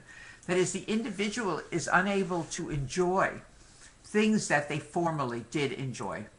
Okay? So a gentleman, for example, who might have liked a particular television show, shows no interest in turning the television on anymore. Or he enjoyed a visit from his old friends, or he liked to play cards or a game with his old friends. He has no interest in doing that. He has no interest in even seeing his old friends anymore. That is the absence of pleasure, anhedonia, and it's a hallmark of depression. And the final one is guilt, feeling as though all the bad things that happened were your own fault. Okay, so guilt is another hallmark symptom of depression. So any one of these 4, and the patient does not have a normal grief reaction. They have an abnormal grief reaction. This is a picture of a psychiatrist from Austria. Her name was Elizabeth Kubler-Ross. She was important in that she described the stages that people go through when they know that they are going to die. She said that they also showed these stages when you find out that a loved one is going to die or a loved one has died. And the stages of adjustment, which she called them, are these, and they represent, many of them, defense mechanisms that people use when they've just gotten the worst possible news anybody could get. Okay. Okay, now I'm just going to look back at the questions here. Abdulayla has asked, does this mean that if enough people believe a delusion, it's no longer a delusion? Let me tell you the definition of a delusion again, and I think I mentioned it, but I will say it again, okay? A delusion is a false belief, not held by others, and not part of a religion or a culture. So you are correct. If a number of people believe the same thing, it is a social belief, a cultural belief, a religious belief. A delusion is only a delusion if only the patient or the patient and a close relative hold that belief. Okay? You're welcome. Okay. Okay, I'm just checking the time. Okay, we're good. So the first stage, Kubler-Ross said, was the first defense mechanism when you've gotten the worst possible news, and that's denial. It's not true. It's a mistake. Do the test again. Okay. The next defense mechanism patients use is to get angry at everybody around that's happening to them, express the anger toward others. They may yell at the doctor, yell at their family members, be very, very difficult. What defense mechanism is this when the patient says to the doctor, "This is all your fault"? Hiya, you got it right away. Very good. Anybody else know this one? This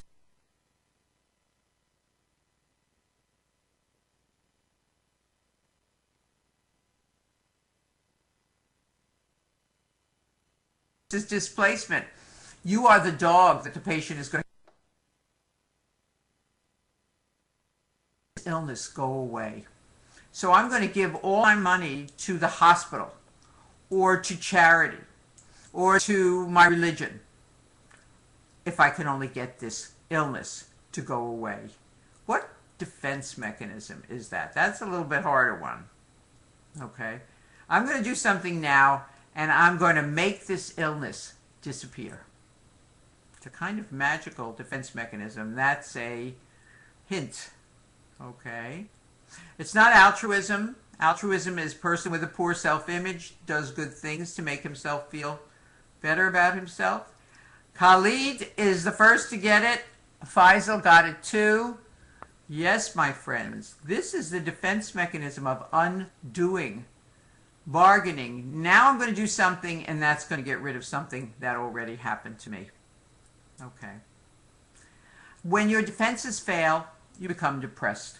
And depression is a state where their ego defense mechanisms are not working. Some people get stuck in this state, and that's what we've been talking about.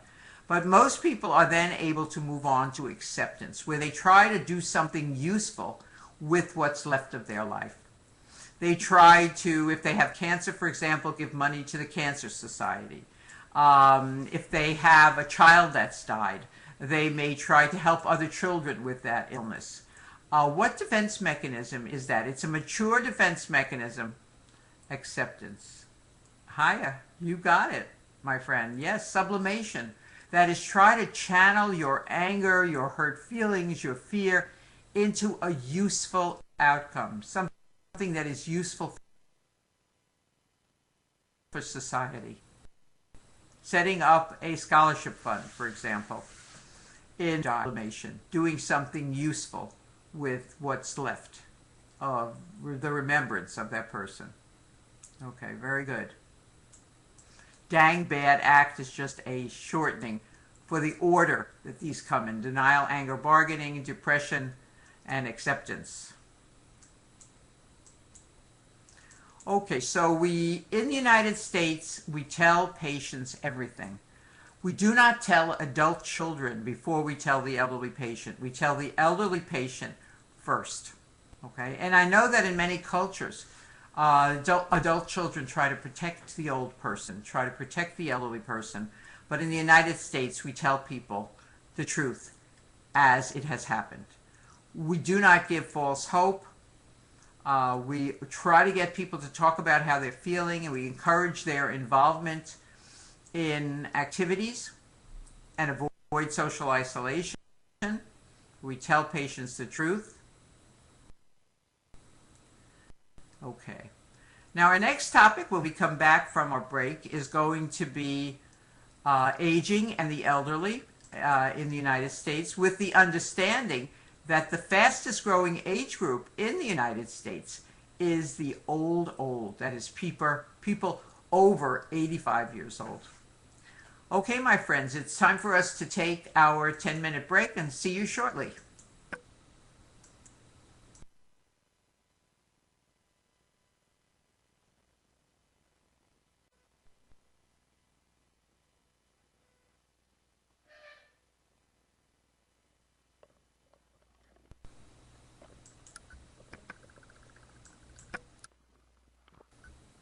Okay, welcome back, everyone. We are talking about development, and we've gotten all the way up here to the elderly and aging, and the fact that this is the group, the old, that are growing so quickly in the United States, and people with better health care primarily. Okay. Um, in the United States, the elderly, and I need my pointer, my friends. Okay, I think I can grab it myself. Okay, got it. Okay. The elderly make up a very large percentage of healthcare expenses. Remember that healthcare for the elderly is covered by Medicare, which is a federal government system for health insurance for the elderly. And old people tend to get sicker, obviously. They have a lot more health problems than young people. Okay, Liam. Welcome back to you. Okay. Okay, now why would older men be more likely to be married than older women, my friends? What do you think the reason is for this? Why are older men married? Okay, yes, all of you, that's right. Men die first, that's right. And most of the old population is women. Okay, is women. And they leave widows behind. Women tend to marry men a few years older than them. And men die sooner than women. So women are often widows for about 10 years before they die. Okay.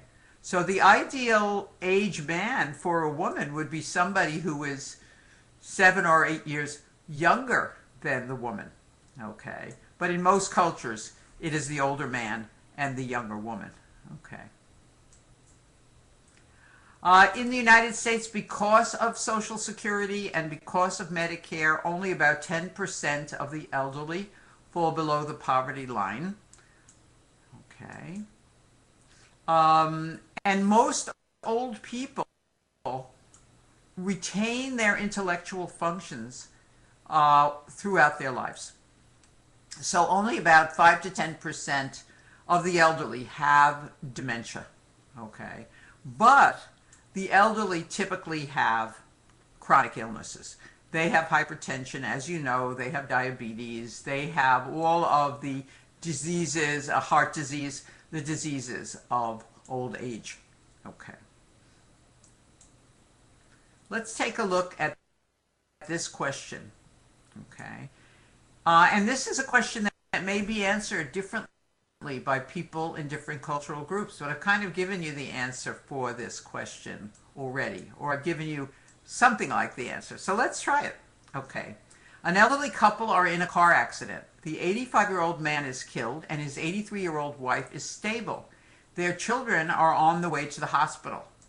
She asks to see her husband. What should the doctor do? What should the doctor say? Tell her the truth, stay and offer support, or tell her the family is on the way and you'll discuss everything when they arrive. Tell her that he was injured and so she cannot see him. Tell her that her family will talk to her when they arrive.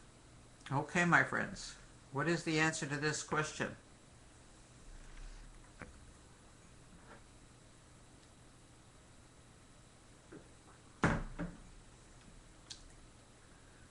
Okay, let's see where we are here. 77% of you have picked choice A. Tell her the truth and offer support. And that is the correct answer. Okay. Remember that in the United States, we don't protect the elderly from news. We tell them the truth. We don't tell family members before we tell the elderly person. Okay, so the answer is A. And this is something that is different by culture. I know that. And it's the kind of thing that you can have problems with on the boards, but now you know how to answer that question. Excellent.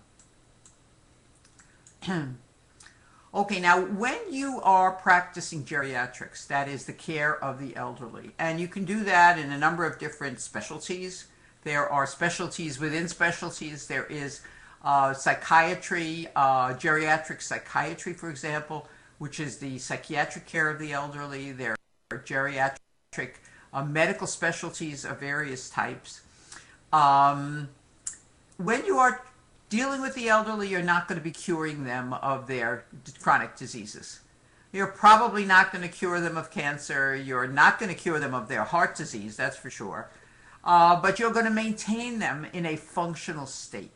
And the thing that takes people out of society everywhere, the old people, is that when they fall and break a bone, they are very often go downhill very, very quickly.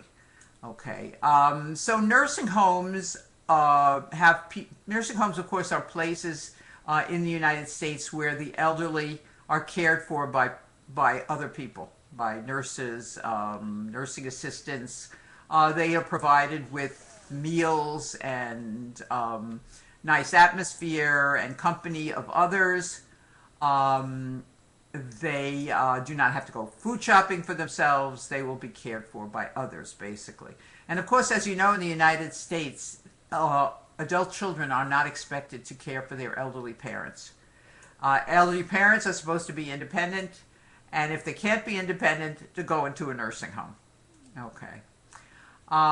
So to keep a person independent, the most important thing is to prevent falls.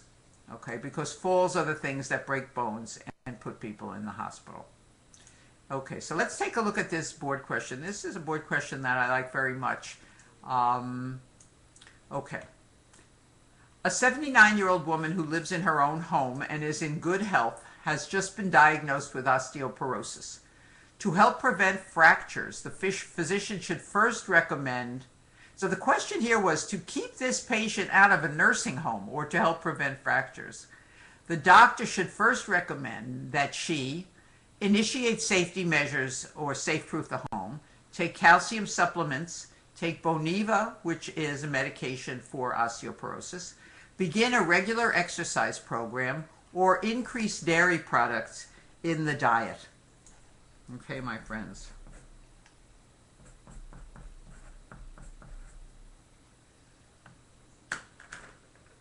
How are we doing? We're doing very well. Excellent, excellent, excellent. Excellent, excellent, excellent. The answer is A. The most immediate thing that you can do that will prevent her from falling. And the most appropriate thing to do is to initiate safety measures in the home. All of the other things are useful for osteoporosis. However, the first recommendation is to safe-proof the home. That would involve things like putting up grab bars in the shower or the bathing area so that the patient, if they begin to fall, can grab onto something. Put up lighting along the floor on the way to the bathroom at night, because old patients do frequently get up and go to the bathroom at night, and they often fall in the bathroom. The bathroom is full of very hard surfaces. There's water around. They can slip and fall on it. So that's a dangerous place. So we make sure we have grab bars, that we have lighting, appropriate lighting. We increase the lighting at night so the patient doesn't fall. We get rid of little small scatter rugs, little rugs that can curl up on the ends and trip people. We have patients avoid stairs if possible. All of these things are safety measures for the home. Okay, so that's the first recommendation. Prevent falls. Okay. Now we're going to talk about a pretty unpleasant subject, and that is child abuse and what the physician's responsibility is in the case of child abuse. What is your responsibility? Well, there is a significant number of cases of child abuse there are in the United States. This is very similar to other countries. The number of abused children is unfortunately similar all over the world. Many are not reported. That is, many abuse cases stay within the family and nobody tells the authorities about them, so they're not counted. Okay.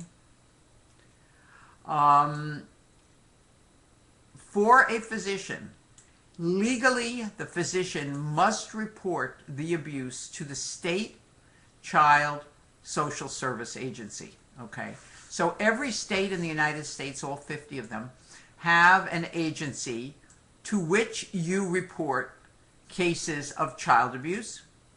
And usually it's the same agency to which you report cases of elder abuse. That is the abuse of anyone over 65 or 65 and over. Okay. So those are both those age groups, up to age 18 and 65 plus, are mandatory reportable offenses. If you, for example, write in the chart, you describe an injury that could have been related to abuse, you can be prosecuted if you don't report that to the state. Okay. Now, if you make a mistake and the person really has not been abused, you are protected against lawsuits by the law. Okay. Your job is to protect the child, not to counsel the parents, not to protect the parents, but to get the child in a situation where he or she cannot be harmed by the patient, and that would by the parent rather, and that would usually involve hospitalizing the child, even though the child is not ill. The child may not even be injured. The child may have been emotionally abused, may have been sexually abused. Your job is to protect the child, and to do that, we very often have to hospitalize the child until the state takes over the case. Now, what the state will do when they arrive, which will be after you call them very shortly, within an hour or so, they will find a temporary home for the child, what we call a foster home.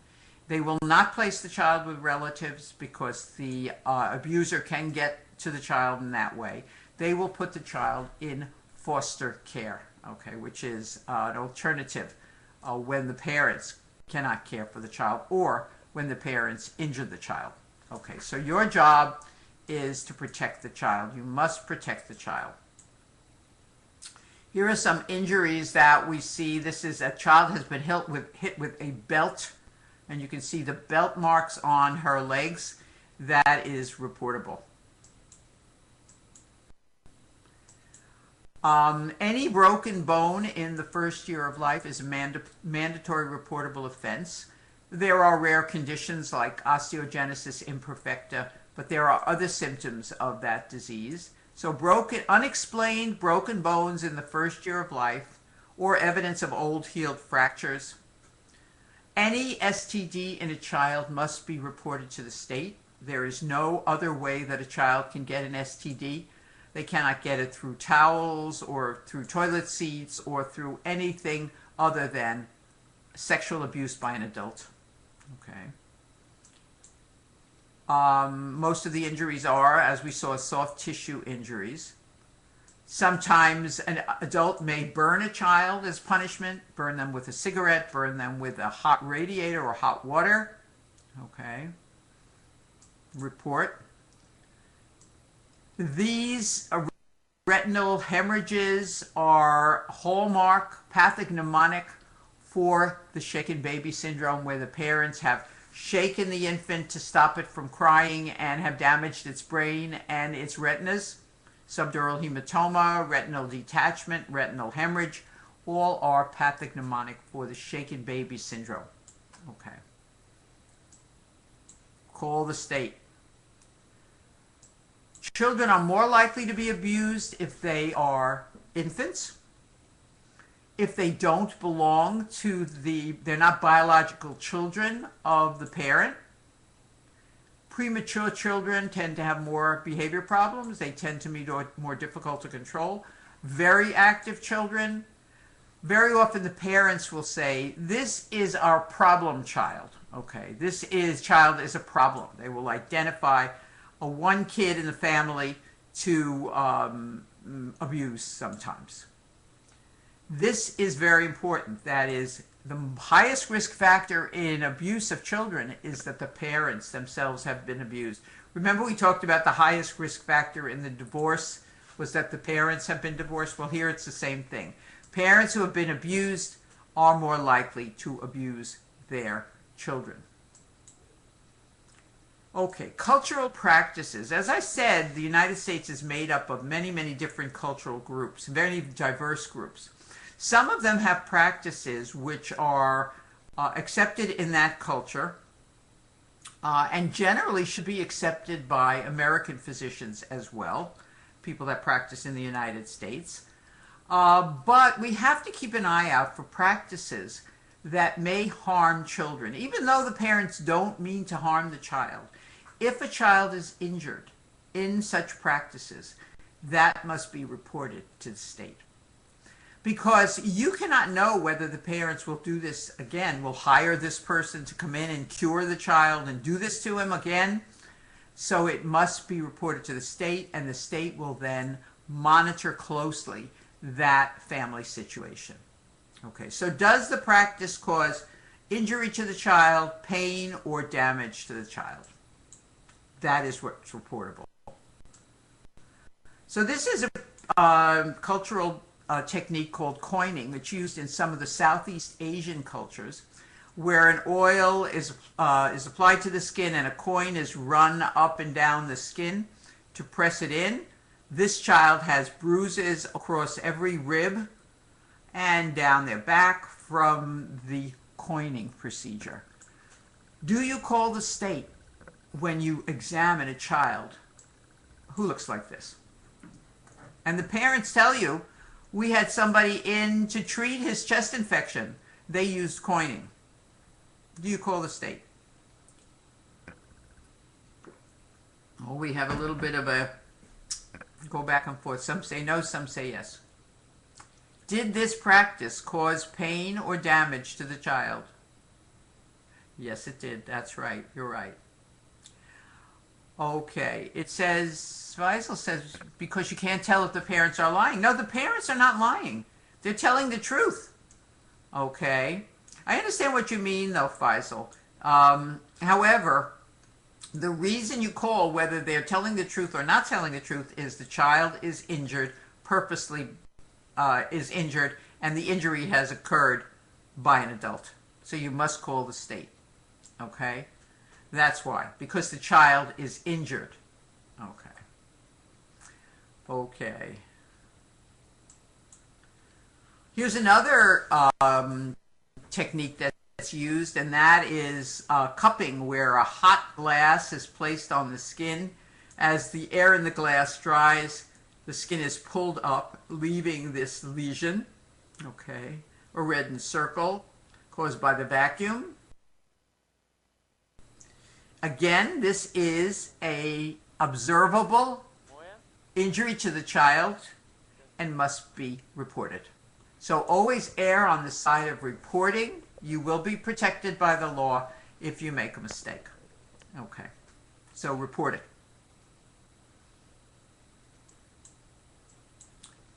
Okay, there are about 200,000 cases of sexual abuse of children in the United States each year. The abuser is almost always either a family member or a close friend of the family.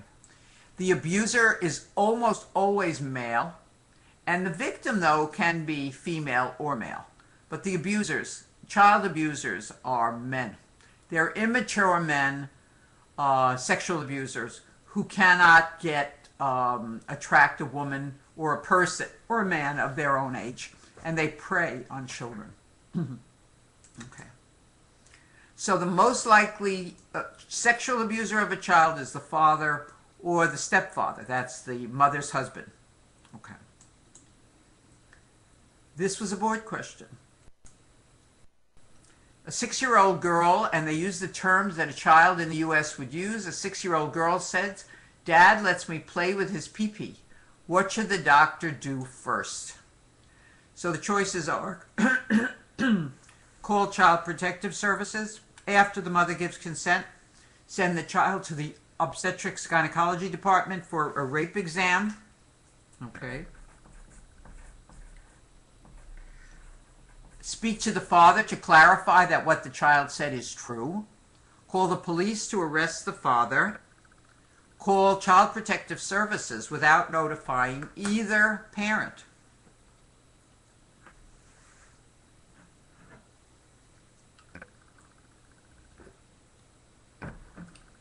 Come on, my friends. You can do this. The child is using the language of a child.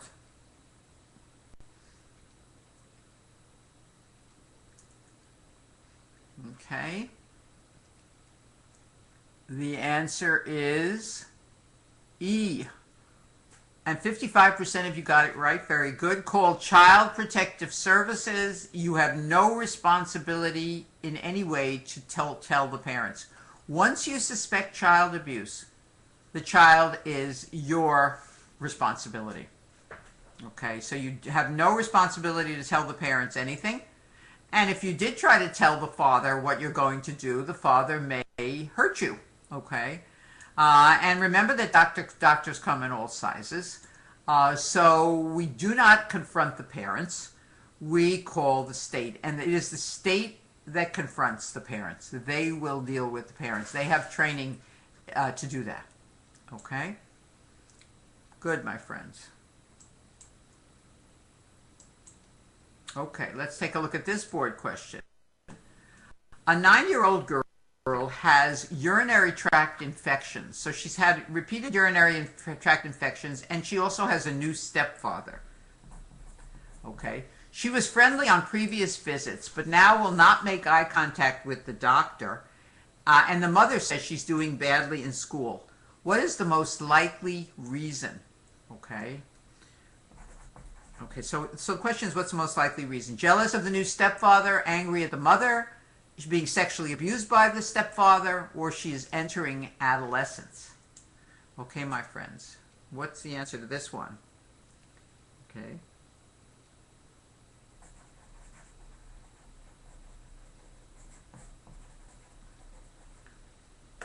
Okay, we're just about done. And the answer is 96% of you got it right. That's right. She is being sexually abused by her stepfather. Okay. Urinary tract infections are also a sign of sexual abuse. Any genital or anal trauma is a sign of sexual abuse as well. Okay. So any damage to that area of the body, that part of the body is not injured during normal play, suggests sexual abuse. The other thing about this question is the patient was friendly. She knows you, but she won't make eye contact with you now. People who don't make eye contact are uncomfortable about something. There's something they don't want to reveal to other people, so they don't make eye contact with them. The other thing here is she's having trouble in school, and that is also a hallmark of a problem in the child, some type of disorder or dysfunction. In this case, she's being abused. Okay. Okay, so some of the risk factors for sexual abuse in children: single-parent family, where, and there are unfortunately a lot of those in the United States, where the mother may be going out with men who come to the home. There are men who particularly pick women with children to go out with because they are sexual abusers of children. Okay, and that's a good way to get to a child. Marital conflict may cause the husband to sexually abuse the children. A history of any kind of abuse suggests another. So if there's a history of physical abuse, then there's more likely to be sexual abuse. If there's a history of substance abuse, sexual abuse is also more common. Okay. And social isolation. Social isolation is not so much a consequence of sexual abuse as a cause of sexual abuse. Okay. Rather, it is a consequence of sexual abuse. That is, men who abuse their children sexually tend to isolate the family from other families. They will say things like, we are a special family. We are very close. We never tell our secrets to other people, and this is our secret. Okay. They have ways also of frightening the child so that she or he won't tell anyone what has been going on. It's a pretty scary picture, child sexual abuse. And it's fairly common in the U.S. 25% of adult women and 12% of adult men report being sexually abused as a child, and it is by a man. Okay. We sometimes hear about sexual abuse cases where older, with teenagers, for example, are initiated into sexual behavior by a female. Okay. Those cases are so rare that they make the newspapers, okay, because the sexual abuser is almost always a man. Okay, now our next topic is abuse of domestic partners. Okay, so this woman comes into the emergency room looking like this, all bruised, and you ask her what happened, and she said, "My husband hit me." We're going to see her question on the next page. Now, if she is between the ages of 18 and 64, which this woman is, it is not a mandatory reportable offense. We give the woman information on how she can report this to the police and how she can also keep herself safe and protected. There are local shelters that are set up for abused women that she can go to. And in hospital emergency rooms in the United States, you will see the information as to where to refer this patient to keep herself away from the abuser. It's the #1 cause of injury to American women, that is abuse of domestic partners. Again, one type of abuse suggests another. And women who are pregnant are more likely to be injured by their husbands than women who are not pregnant. That's an interesting fact. Apparently, pregnancy just infuriates a caregiver. Okay. So pregnant women are more likely to be abused. It's an awful statistic, but true. Let's take a look at the question that involves the woman in the picture. A 40-year-old woman comes to the emergency room with bruises on the cheek and a deep laceration above her right eye. The woman, who notes that she has had a problem with alcohol for more than 10 years, states that her husband hit her because she did not have dinner on the table when he came home from work. After treating her injuries, the most appropriate question for the doctor to ask is, would you describe yourself as alcoholic? Why do you think your husband abuses you? Do you think it's safe for you to return home to your husband? Would you like to talk about your problem with alcohol? Or do you think your drinking has had a negative effect on your marriage? Let's start the timer. I guess see that we've started it. Let's answer this one.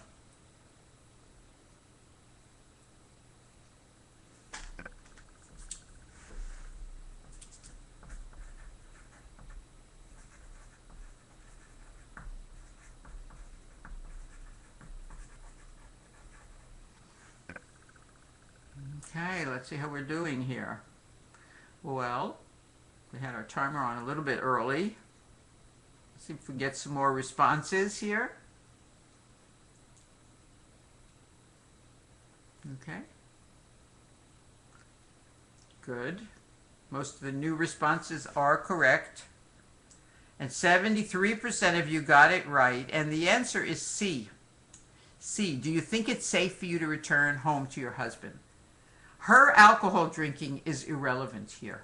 Nobody has the right to hurt, or hit, or harm another person, unless it is in self-defense, and obviously that's not the case here. So the question of her safety is very important. Okay, is it safe? And if it is not safe, we give her information on how to keep herself safe. Okay. Spousal abuse, also called abuse of domestic partners. Okay.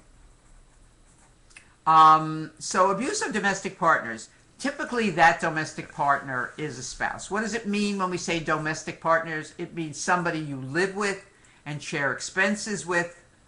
And abuse can occur when one of those people has power in some way over the other. Either physical strength, like men have over women, financial power, emotional power. One person is emotionally very fragile, the other person works on that and hurts this person regularly. So, and the individual can be a spouse, as I said. In the United States, there are many other living situations, like two unmarried people living together, gay people, straight people living together, perhaps two sisters living together, one with power over the other one, physical power, for example. So anytime you have two people sharing expenses, living together, that is a domestic relationship or partnership. Men are more likely to abuse their wives if they consider the wife as belonging to them, and they not uncommonly do.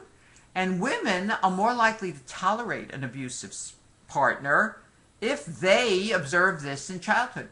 That is the norm for them. They grew up in a home where the father abused the mother. They are more likely to tolerate their own abuse. Okay. Okay, now this is a very terrible picture. Okay. That's slide number 130. Okay. It's a picture of an old woman who has injuries that suggest abuse. Okay. Of course, elderly people do bruise easily, and we do see senile purpura. But this old person has bruise around her eye. She has bruises in places that you ordinarily would not see pressure bruises. Okay. All down her neck, her chest. If this person, and this person is over 65 plus, this is a mandatory reportable offense. If you see something like this, you must report it to the state. Patients who are elderly very often will not reveal how their injuries happened because the abuser most typically is a close relative. So the person who has the most responsibility for the elderly person is the most likely abuser. Okay. And I mentioned, so we asked them about changes in their relationship with caregivers. We don't say, did your husband hit you? Okay, we say, are there any changes in the way that you're dealing with people caring for you? Now, the elder who is abused typically has some impairment. They have mild cognitive impairment, like mild Alzheimer's disease, or they have physical impairments. Typically, they are incontinent. Okay, incontinence infuriates caregivers like husbands and adult children. Okay. So the prevalence is not very different from that of child abuse. And we also have to be aware of financial abuse in the elderly. We ask the person, do you know where your credit card is? Or does your caregiver have your credit card? Do you know where your checkbook is? Or does your caregiver have your checkbook? Okay. So the caregiver is the most likely source of abuse. Okay. So let me tell you about a question that was on the, let me tell you why. And remember I said that in the United States, elder abuse is more of a problem than it is in other developed countries. In the United States, elderly are not cared for by adult children as a rule. And I mentioned this. Because in the United States, the elderly are expected to be independent. So when an elderly person needs care, adult children are somewhat surprised by this. And they don't feel responsible to take care of the old person very often. If they try to put the person in a nursing home situation, the family fortune, whatever it is, whatever money the elderly person has, will go to pay the nursing home because nursing home care is not covered by medical care or by health insurance. The only nursing home care that those insurances cover is immediately after hospitalization for surgery or an illness. And they only pay for about 3 months. After that, the money must come from the elderly person herself. If she has no money and is very, very poor, and has absolutely no assets, no home, no bank account, which is unusual in an elderly person, but it happens, she can automatically go and be cared for on Medicaid. And Medicaid pays for nursing home care. But she may have some assets. She may own a home, for example. That money from the home must be used to pay for her care in the nursing home. And until it runs out, she's not eligible for Medicaid. Okay? So, adult children sometimes must take care of the elderly patient to retain the family's investments and money. like the house. Because otherwise there won't be a house when she dies. The house will have gone to the nursing home. The money will go to the nursing home. So you see the problem in the United States, because we don't have publicly funded health care or extended care for the elderly. That becomes an issue. And adult children may be required to care for an elderly, demented, incontinent parent when they have the inner belief that they should not have to do this. Okay? So that's why elder abuse is a particular problem. It is the cultural belief of independence, and it is the practical fact that they will have to pay. That is, the elderly person will have to pay for nursing home care. The adult children are not responsible for nursing home bills. They are not responsible. Every individual is responsible for their own care, health care, and that of their contractual spouse. That is, somebody they are legally married to only. Okay. People are also responsible for the medical care of their children up until the age of 18. Okay. Okay, so the caretaker is the source of abuser. And the question that I was going to tell you about is there's an old woman who lives with her daughter. Her daughter works full time, and so she puts the old woman in a daycare center for the elderly with Alzheimer's. The old woman has Alzheimer's. And she goes to a daycare center. At 3 o'clock, though, the daycare center closes, and so the elderly woman is picked up by a neighbor.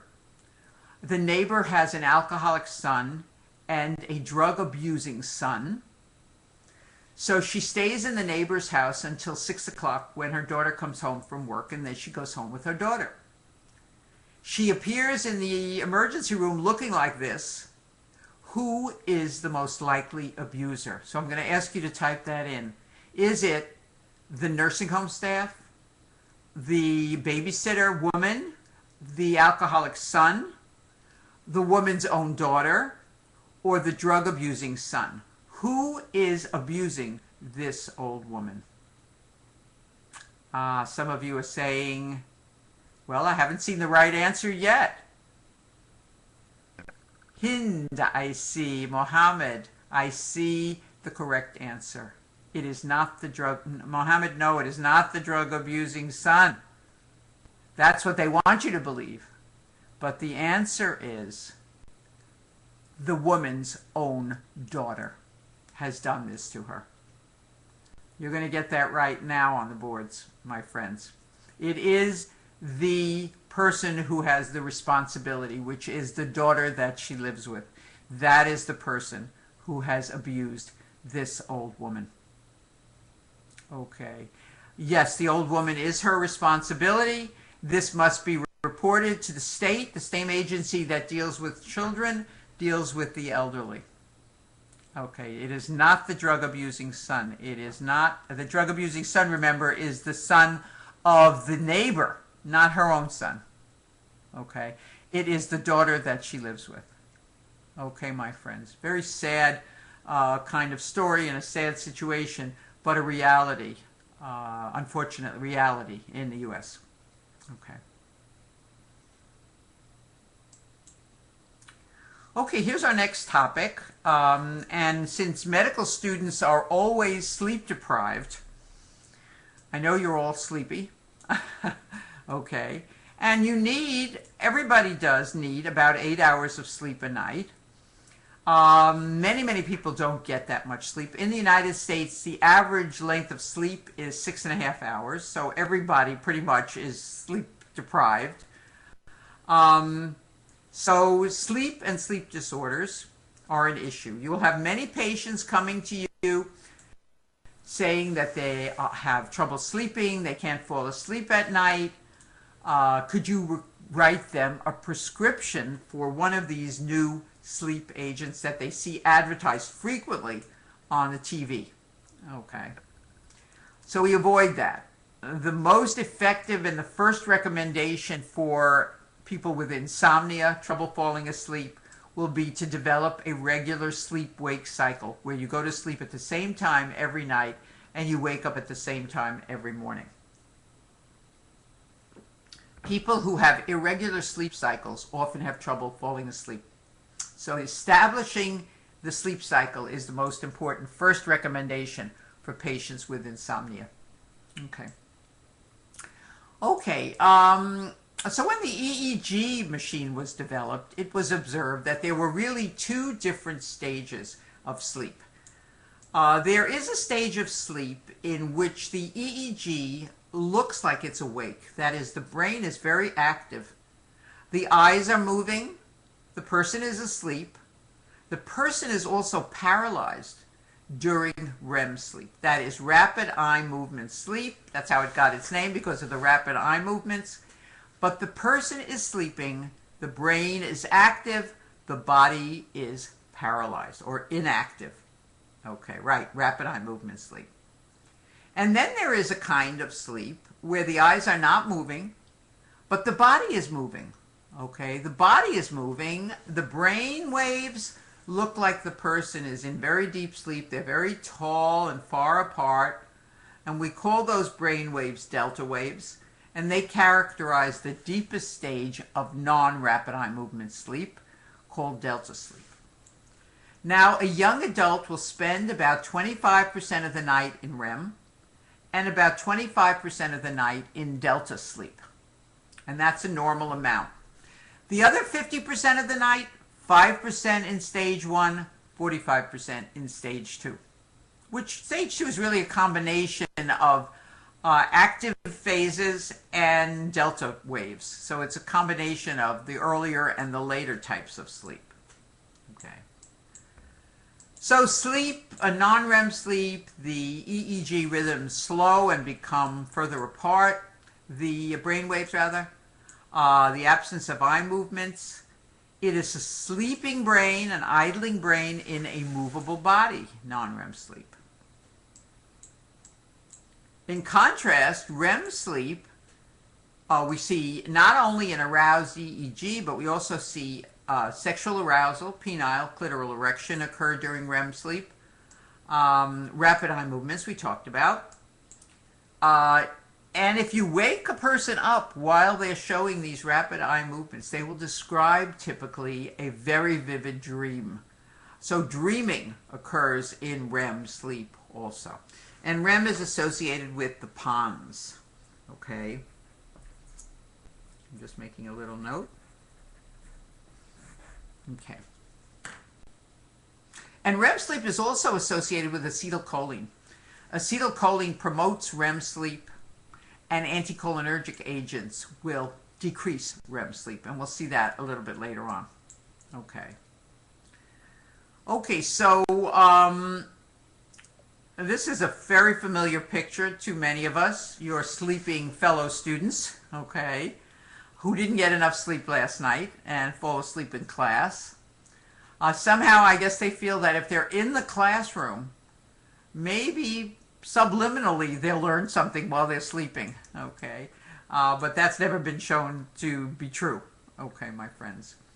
Okay, so REM sleep is an awake brain, an active brain in a paralyzed body. This is a disorder of REM sleep, and it's called REM sleep behavior disorder, okay? REM sleep behavior disorder, okay, I'm just making another note, okay, is a disorder in which rather than being paralyzed, the body is active while the brain is very active. And you can see how this could be a problem, because an individual is actively dreaming or having nightmares, and they're thrashing around. They can hurt themselves, they can fall off the bed, they can hurt their sleeping partner, okay? So this is a disorder. REM sleep disorder is associated with Parkinson's disease and Lewy body dementia. So REM sleep behavior disorder is associated with low dopamine, which is also associated with Parkinson's disease. And patients with Parkinson's disease not uncommonly develop Lewy body dementia. So there's a close relationship between all of those disorders. Okay. This is a night of sleep displayed in a young person. These are the 8 hours of the night, hopefully 8 hours of the night. This is the awake stage. So this individual, let's just go through it very quickly, is awake here for a few minutes, okay, and then falls asleep and goes into deeper sleep. And by the time 1 hour has gone by, this person is in delta deep sleep. So this sleep on the bottom here, this is a delta period. They then come up and have a REM period. Okay, rapid eye movements are graphed here in these gray bars. Come down again to deep sleep, go up and down. Throughout the night, they go up and down into deep delta sleep and back up into lighter sleep, which is REM sleep. They wake up. You wake up a couple of times during the night. You may not remember waking up, but waking up 2 or 3 times during the night is normal. All of your delta sleep occurs in the first half of the night. Your deepest sleep occurs right after you fall asleep, about an hour after you fall asleep. The early morning hours are characterized more by REM sleep and dreaming. Okay, so here the REM periods get longer during the night till they're quite long by morning. Now the period of time from when you first try to go to sleep until you actually fall asleep is called sleep latency. And most people's sleep latency is about 5 or 10 minutes. For medical students and residents, sleep latency is minus 30 seconds. Okay, because you fall asleep before you even lie down. Well, just when you know you're going to sleep, you're sleeping. True, we know that about medical students and residents. So that's sleep latency. And insomnia, that is increased. People with insomnia will take a long time to fall asleep. Another measure is something called REM latency. That is the time from falling asleep to the first REM period, which you can see here in a normal young adult is approximately 90 minutes. 90 minutes, an hour and a half. First REM period lasting about 10 or 15 minutes. Okay. So REM latency is a significant measure. REM latency is very much decreased in narcolepsy. You will see the REM period right after the person falls asleep in narcolepsy. It is also decreased in depression to about 45 minutes. So the person will show their REM period about here in depression. Now we don't know why REM periods are increased in depression and why there is a shorter REM latency in depression. So one of the hallmarks of depression, not only short REM latency, but excessive REM. Excessive REM is seen in depression. Okay. And the other measure is sleep efficiency. And that is the percentage of the night you're actually sleeping per the percentage of the night that you're in bed trying to sleep. For medical students and residents, sleep efficiency is 100%. You're sleeping the entire time. Okay. For many people, though, they wake up frequently during the night, and that is poor sleep efficiency. Old people wake up a lot. They have urinary problems. They have aches and pains from osteoporosis and other issues. So they wake frequently during the night. But for a young adult, two awakenings a night, which they may not even remember, are typical. Okay. Okay, so we had REM latency, we had sleep latency, we had sleep efficiency. Okay. So you are awake, right? And then you go into stage 1 sleep. There's stage 2 sleep. And there's delta sleep down here. Okay. A person then comes, there's another stage 2 period. There is a REM period where the person's brain is extremely active. We wake up once or twice during the night, and this this ellipse is showing you the delta periods occurring in the first half of the night, and the REM periods occurring in the second half of the night primarily. Okay. Now, as people get older, they have less and less deep delta sleep. Delta sleep is a very important stage of sleep for relaxation. Individuals, this is a stage of sleep that's very important to get. We know that it's very necessary, but as you get older, you have less and less delta sleep. Older people also show less REM sleep. It isn't a significant decrease, but it is a decrease. They show decreased delta and decreased REM sleep. Okay.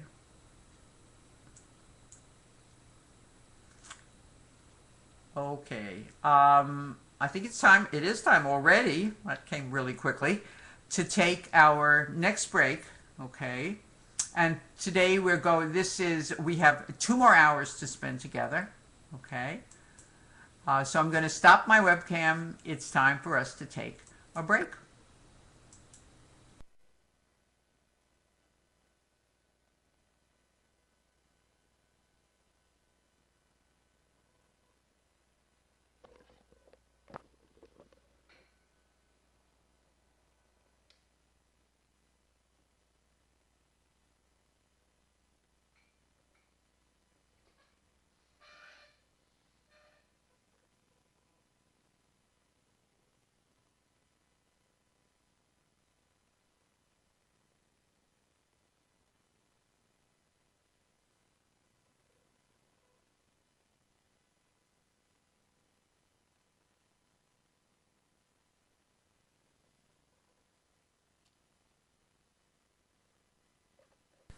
Okay, how is that? Is that better, my friends? Oh, great. Okay, I'm glad you can hear me. Okay, terrific. Thanks, everyone. Okay, good. Okay, now, when you are in your residency training, you will develop sleep deprivation. That's something that very often happens, and it happens particularly because sleep cycles are switched around. It's very difficult to become adjusted to a new sleep cycle. That is, when you're used to going to sleep at night, it's very hard to sleep during the daytime. And what happens if you have to work at night is that your daytime sleep is very poor and you end up feeling not great. You feel sleep deprived, you're tired, your intellectual functioning will be impaired. If a person is deprived of sleep for long enough, they will also show psychopathology. That is anxiety, if you're unable to sleep, anxiety, and in the most severe cases, even psychotic symptoms because you are unable to sleep. Okay. Another thing that happens when an individual is deprived of sleep is that, I'm just looking for my pointer. Okay, my friends? I'm going to ask my TAs to give me my pointer. Okay, I'm sure it'll come flying in at any moment. Okay. There it is. There it is. Came flying in. Okay. If you are sleep deprived, you are REM deprived. That is, you don't get enough REM sleep. And we know that people who don't get enough sleep the brain will attempt to make up the REM sleep by showing excessive REM the next time the individual goes to sleep. So when you are deprived of REM, either because you are awake for a long period of time, or because you've used alcohol or benzodiazepines, both of those sedatives decrease REM sleep. And after you've been drinking alcohol, if you drink alcohol or if you take benzodiazepines, the next time you fall asleep, once the drug wears off, you show excessive REM, what we call REM rebound. You make up what you lost the night before the next time that you go to sleep. Okay. Okay, and now sleep deprivation does cause mistakes in higher order mental functioning, and there was a famous case in New York back in 1984 called Zion versus New York Hospital, where a journalist named Sidney Zion sued New York Hospital because his daughter died there in the emergency room. His daughter was 19 years old. She was brought to the emergency room and was given a medication which she should not have been given. And if a proper history had been taken, they would not have given her the medication. But nobody took the proper history because Mr. Zion claimed that the doctors were sleep deprived. They had been on call for more than 24 hours in the emergency room. He won the case, and that led to a series of recommendations for residency training in the U.S. called the Bell Regulations, in which there would be no more than 12-hour work limits in the emergency room, no more than 24 hours elsewhere in the hospital, and no more than an 80-hour week with 1 day off. Now that's twice as much as most Americans work. The average work week in the U.S. is 35 to 40 hours with 2 days off a week. Okay. But it was worse for residents before the Bell Regulations, because we know that people who are deprived of sleep will show impairments in judgment. Melatonin is closely associated with the light-dark cycle. And sometimes people who have irregular sleep cycles can benefit from bright light therapy. That is where the lights are used to mimic the daytime hours rather than using sleeping pills. So that might be useful for jet lag, for example, or people who have problems with their sleep phases. Okay. It may be linked to something called seasonal affective disorder, which is a mood disorder that's seen when the days get short. Okay. And I'm just writing down a number here for myself. Okay. Okay, now babies sleep a lot of hours, but they sleep in choppy hours. That is, they'll sleep for a little while, and then they'll wake up, and then they'll go back to sleep. So the parents never really get a nice long sleep. They're wakened frequently during the night. But as a neonate becomes adjusted to the daytime hours, and remember that we are diurnal animals, and we will ultimately become adjusted to the daytime hours. As the child gets older, they begin to sleep through the night. By a year of age, children are typically sleeping through the night. By about 13, they need the amount of sleep that an adult needs, about 8 hours a night. A couple of sleep disorders that do appear on the boards. Narcolepsy is a disorder of REM sleep. In narcolepsy, the night is characterized by almost no REM.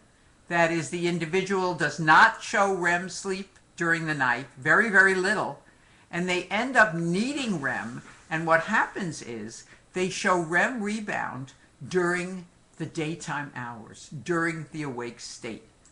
And they fall asleep repeatedly during the daytime, show REM almost immediately when they fall asleep. They also show REM while they're still awake, okay?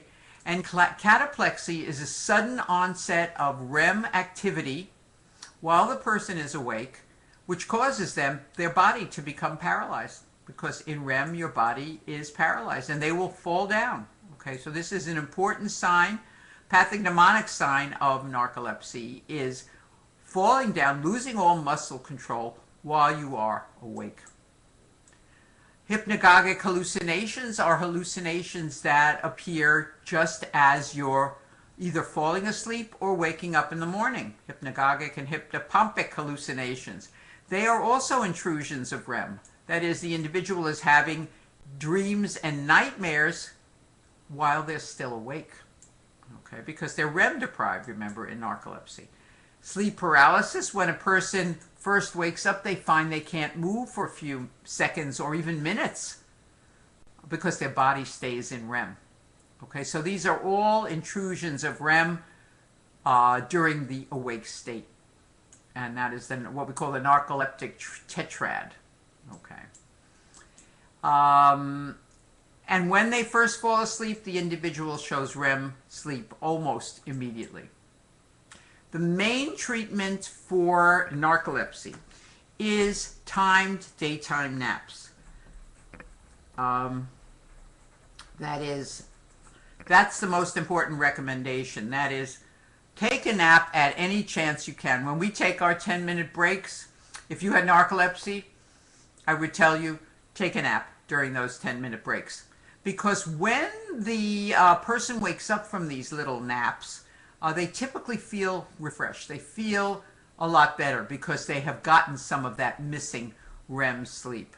The other treatment, in addition to daytime naps, or if you are not able to take naps, would be a stimulant, an amphetamine. And modafinil is the most commonly used stimulant for narcolepsy. So modafinil is the generic name, the trade name of this drug here is Provigil.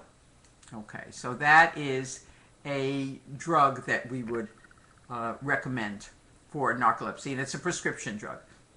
There are only 2 uses for amphetamines medically. One of them is narcolepsy. Does anybody know what the other one is that we can prescribe amphetamines for? Khalid, you got it first. Absolutely right. Sarah, very good. Very good. Okay, I'm just waiting for a couple more. Okay, but that's it. You're right. It is ADHD. Okay, ADHD and narcolepsy are the only 2 indications by the FDA. Now, the FDA is the Food and Drug Administration. It is a federal agency in the United States. Federal agency that must approve drugs before they can be sold in the USA. And that's the FDA, the Food and Drug Administration. Okay, sleep apnea is a very common disorder and is becoming more and more common as the population gets bigger and bigger, which they are. Okay, so weight is a problem in the U.S. culture as it is in many other parts of the world. And people who have a lot of weight have a lot of fat around the airway, which can precipitate the collapse of the airway, leading to air hunger. Okay, so the individual's high CO2 wakes them up. We also see that person having difficulty breathing in the nighttime. They snore, they make a lot of noise. It's typical in overweight middle-aged men. And there are 2 types. One is the obstructive type, which is very, very common. And the other type is central sleep apnea, in which the brain doesn't tell the diaphragm to move. And this is more common in the elderly and infants and can lead to sudden death. Okay. And then, of course, there are combination types. So a patient with sleep apnea may show cardiac arrhythmias, much more common in males. EDS is excessive daytime sleepiness. These individuals are sleepy all day because they wake up so frequently at night to breathe. Okay. They very often have a snoring, and many times a partner will complain of the patient's snoring. And if the patient sleeps alone, though, he or she may not know that they have sleep apnea. If they sleep with someone, somebody else knows that they have a real problem during sleep. Okay. Obesity is very closely tied to sleep apnea.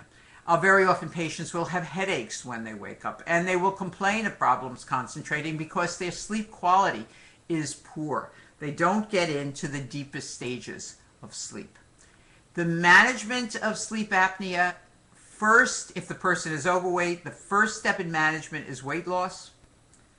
The next step in management is a device like this, which is called a continuous positive airway pressure device, which there's a machine attached to this which applies pressure to the airway through the tube to hold the airway open.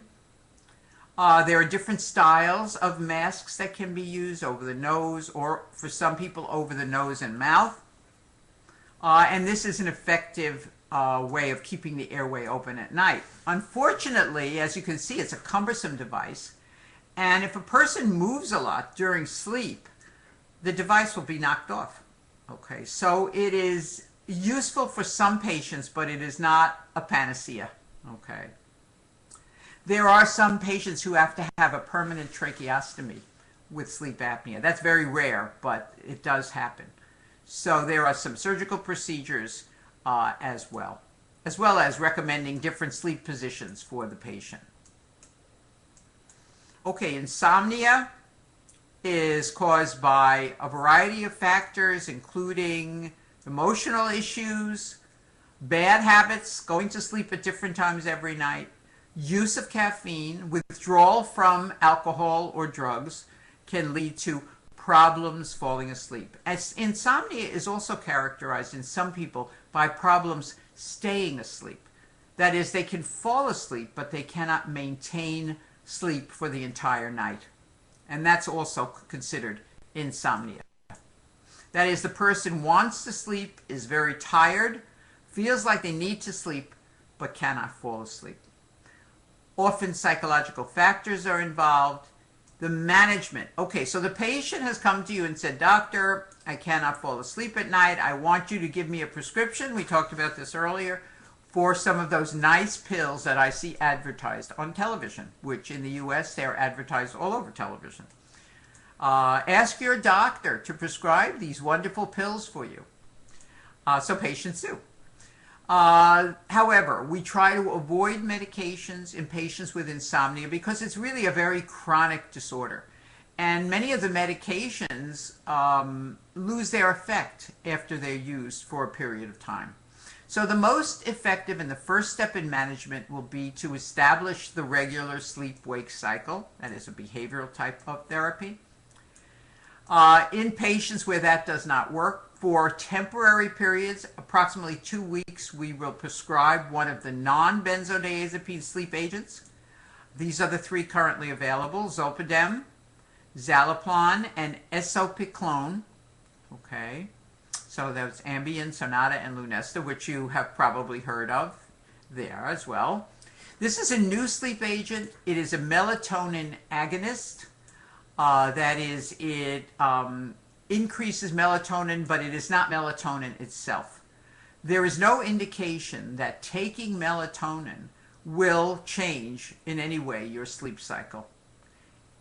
Many people believe that melatonin will do that, but it has never been scientifically proven. And remember that the boards, USMLE, does not ever want you to choose anything that has not been scientifically proven to be effective and that is not approved by the FDA, the Food and Drug Administration.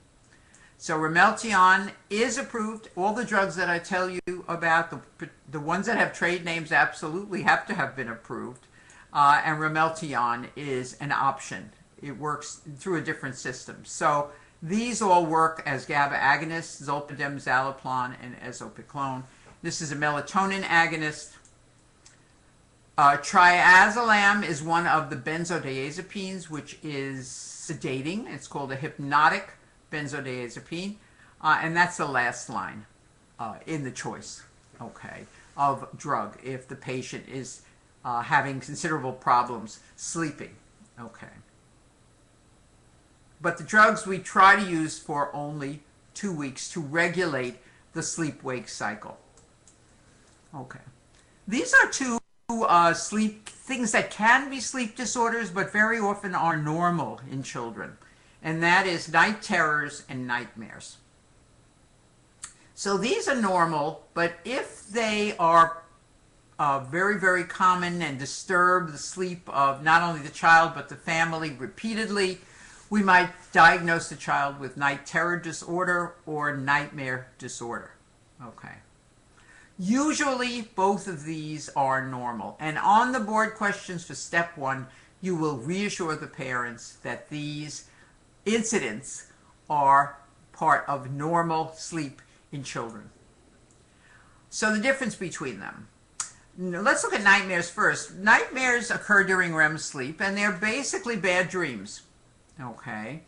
A child will wake and tell their parents about their terrible dream. They probably come to the parents or call for the parents and tell them all these terrible things that they were dreaming about. And they often worry during the daytime that the dream will come again because they remember it and it was very scary. And this is usually a benign condition. We would recommend for the child to get about 1 hour more of sleep per night. Okay, because remember, with REM sleep deprivation or with sleep deprivation, you can have nightmare REM. You have excessive REM, which is very often nightmare REM. REM rebound is usually bad dreams. Okay. Okay, so that's nightmares. Night terrors occur during the deepest stage of sleep, during stage 4. And the parents will report that the child was screaming during the nighttime, which you also see in nightmares. Differently, the parents come into the room, the child sits up in bed with her eyes open, looks at the parents, and doesn't recognize them. Okay? So the child is very, very intensely upset, but doesn't recognize the parents, doesn't even wake up. Okay? So their eyes are open, but they're sleeping. It's in stage 4 sleep. They don't remember anything the next day, but the parents are pretty tired because they were up and they were frightened. So this is usually normal behavior, usually a normal experience. But if it gets worse or starts in adolescence, then we have to evaluate the child for temporal lobe epilepsy. Okay.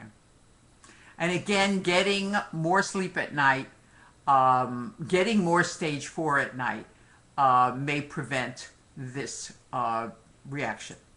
Okay, so we advise parents to get the kid to bed earlier. Not always easy, as you know, as you parents know. Okay. Sleepwalking. Can you walk in your sleep? Yes, you can, because remember, this occurs in delta sleep, and in delta sleep, the body is active. Okay. And certainly, whenever you wake somebody up from delta sleep, they're going to be confused and disoriented because that is a very, very deep stage of sleep. Bedwetting occurs in the deepest stage of sleep, and again, it's more common in boys. And what is the age of that most American children are toilet trained? And I'm sure this is true all over the world. What is the age of toilet training, typically? 3 years old, right. If you have a 2-year-old who's toilet trained, it's probably the parents who are trained to put the kid on the potty, okay? Usually 3 years old, that's right, okay. Now, bedwetting, very often there is a history, there's a very strong genetic component to bedwetting, which is a good thing because the father knows that about the problems that he had when he was a child, and he's a lot more sympathetic to the child. So the management of bedwetting is to restrict fluids before bed. That is, the last drink of the evening is with the last meal of the evening. No more drinks after that. We also can put a bell and pad apparatus under the child. Let me just see if I have a picture of that. Oh, there it is. Okay, let me show you this picture. This is a moisture-sensitive pad that goes under the child at night. The child is a bedwetter, and the child is over 5 years of age. And restricting fluids has not worked. Okay. This is a moisture-sensitive pad. When the child starts wetting at night, a loud buzzer goes off. Like that. Okay. Well, that certainly wakes the kid up. And then the kid goes off to the bathroom and finishes wetting. Okay, finishes urinating. Okay. As the nights progress, the child wakes up ultimately before the bell. It's like waking up before your alarm clock rings. In order to avoid that noise, you wake up before the buzzer sounds, and the kid is toilet trained. That child is toilet trained using what? Positive reinforcement, negative reinforcement, punishment, or extinction, my friends. How does the bell and pad apparatus work? Okay. Absolutely right, all of you. Very nice. Okay, very nice. Sharuk just wrote a little negative sign, a little minus sign. That's a good way to just answer really fast. Okay, so we have at least 10 people got it right. Excellent. Very, very nice. That is negative reinforcement, right? You wake up, you get toilet trained based on avoidance of the negative stimulus. Very nice. The pharmacotherapy, if that doesn't work, this bell and pad doesn't work, includes imipramine, which is a tricyclic antidepressant, which has a lot of anticholinergic properties, and desmopressin acetate, okay, which is vasopressin, essentially. And the boards has asked, which one of these two is better? Okay. And that's what this next question is. Oh, not the next one, but the one after that. Okay, let's look at this question, my friends. So here we have a 10-year-old child who's still wetting the bed. He's very upset about this. He wants to go away to summer camp. It's a sleepaway camp, which we have in the U.S. He's afraid he'll wet the bed there, though, so he's afraid to go. Remember, we do everything we can to help people do the behavior and get as much experience as they can. And this is a little child who wants to go away to camp, but is afraid of going. So we want to try to fix this problem for him. Limiting fluids and the bell and pad apparatus have not been effective for this child. We have to move to medical treatment. And which of the following is the best choice? So I'm going to let you pick one. Okay. And of course, we have some of the ones that we've been talking about. Okay, my friends. The counter's on. You're on. So which one do you think would be better?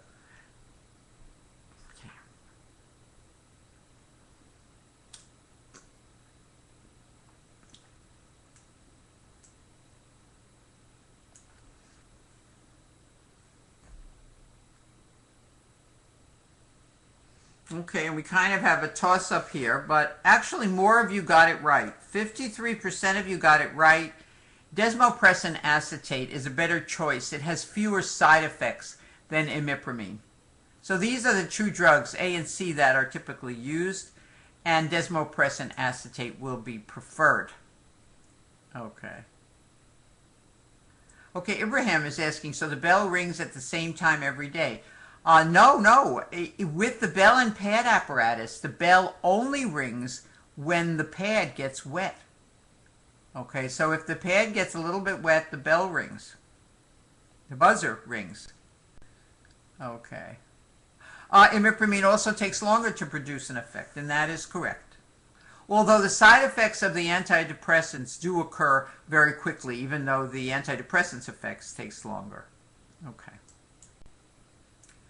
The most common cause of enuresis in a 6-year-old child who has never been dry at night is, and we have physiological immaturity, start the counter, urinary tract infection, sexual abuse, and problems in school. What's the most common cause?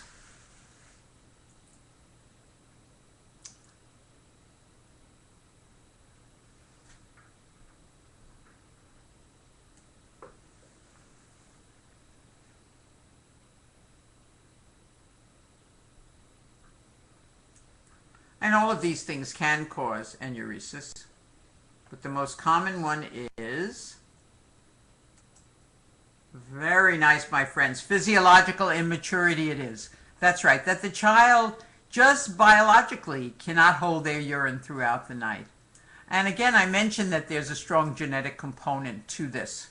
And the father also was physiologically immature and unable to hold urine through the night. And the child is the same. Okay, so it is physiological immaturity. Okay, the elderly, sleep in the elderly. Total sleep time gets shorter and shorter. That is, the individual wakes up so frequently during the night that even if they're in bed from 11 p.m. until 7 a.m., they're not sleeping for the full 8 hours time. REM declines to some extent, and delta sleep disappears altogether in the elderly. We've talked about this. Let's talk about some neurotransmitters associated with sleep. Okay.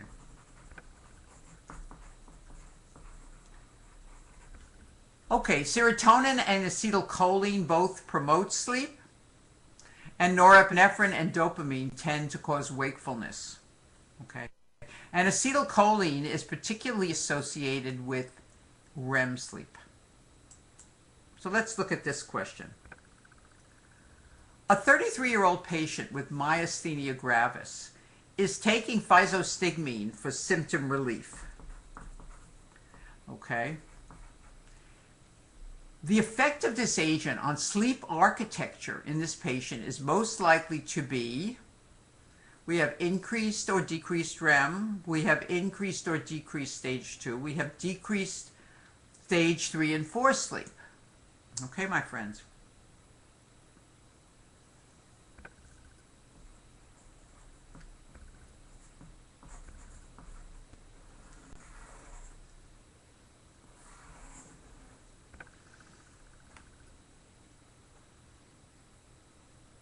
Okay, let's see some more of you kick in here. Come on, my friends. Let's see more of you take a chance on this one. Remember, physostigmine increases acetylcholine.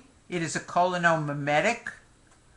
And when you increase acetylcholine, you increase REM sleep. Okay, so we have 65% to 70%. It's jumping up a little bit. Got it right. Okay, very nice. Increased REM. And what if the drug were an anticholinergic rather than a cholinomimetic? An anticholinergic would decrease REM sleep. Okay. Okay, now, Ibrahim, you want me to go back one slide? You sort of, let's see, which one? Okay, Ibrahim, you have to tell me which slide you want to see, okay? Just give me a general idea of what's on it. Okay, this is it? Okay, fine. Okay, and you have this in your notes. Okay, and Faisal's telling you it's on 125. I don't have my book with me here. Okay. Sedatives, and we mentioned this, decrease REM sleep. They also decrease delta sleep. And when the person is withdrawing from benzodiazepines or alcohol, you'll see increases in these stages of sleep. In major depression, we have a very classic pattern of excessive REM, decreased REM latency, a decreased delta sleep, and early morning awakening. People with major depression will wake up at 5 o'clock in the morning, 4 o'clock in the morning, and cannot fall back asleep. They feel worse in the morning than any other time of day. And as the day progresses, people with depression tend to feel better toward evening and worse in the morning. And that's what we ask. We ask patients, when do you feel the worst? Oh, when I first wake up in the morning, doc. Okay, then we are more, it's a higher indication that the patient actually has major depressive disorder. And here's our little table, which is a summary. And we can put this summary up at the break as well. But let's just take a look at the sleep measures and the changes that we see in depression and in old age. Okay, so it normally takes you about, well, you take about 1 minute to fall asleep, but people normally about 10 minutes to fall asleep. That's sleep latency. It is harder to fall asleep when you are depressed and anxious or old because of physical problems and anxiety and worry. Okay. REM latency normally is 90 minutes. It is, remember, REM latency in old age. The percentage of the night that you sleep, typically 90 to 100%, is decreased in the elderly and depressed people. Percentage of delta sleep, deep sleep, and percentage of REM sleep also change. Delta sleep decreases in both depression and the elderly. So they don't have that deep sleep that they need. This is the one that's so different. That is, the percentage of REM sleep increases in depression and decreases in old age. Okay, so the percent of REM sleep, this is a hallmark of depression. Let's look at this question. Okay. Another, a 45-year-old female patient reports that over the last 3 months she has lost her appetite and interest in her usual activities. and often feels that life is not worth living. Compared with typical sleep in this patient, percentage of REM sleep, percentage of delta sleep, and sleep efficiency respectively are most likely to... Okay, my friends.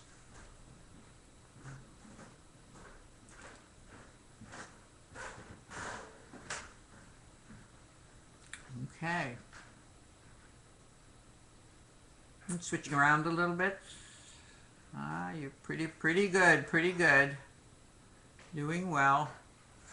Okay, so let's take a look at this. So what's wrong with this patient? Obviously, depression, right. So what happens to sleep in depression? Percentage of REM sleep, we know, increases in depression. Percentage of delta sleep decreases in depression. So far it could be one of these two. Sleep efficiency, that's the percentage of the night you're sleeping, decreases in depression. Okay, so the answer is, my friends, it is indeed A, and 60% of you got that right. Okay. Some of you picked C. Let's see, decrease. Okay, percentage of REM sleep increases in depression. That's the thing that's so strange. It is not clear why, but somehow excessive REM sleep is associated with depression. And there are some treatments which involve keeping the patient awake for 24 hours, which can help alleviate depression, but only for a very short time. So there is a close relationship between waking sleeping, REM sleep, and depression. Okay, there's our little baby monkey sleeping. Okay, what I'm going to do now is put this table up, so you might want to look at it again. I'm going to ask my coordinators to change to the next file, which is 11 to 15, after they let you see this one for a little while. Okay. The next file we're going to have up is chapters 11 to 15. Okay, so we'll be finished with this after the students get a little bit of a chance to copy this. Okay, so let us take our break. We're going to take a little break a little bit early. We're going to mute the microphone, and our break this time we will go for 10 minutes, but we'll be starting on the hour. Okay.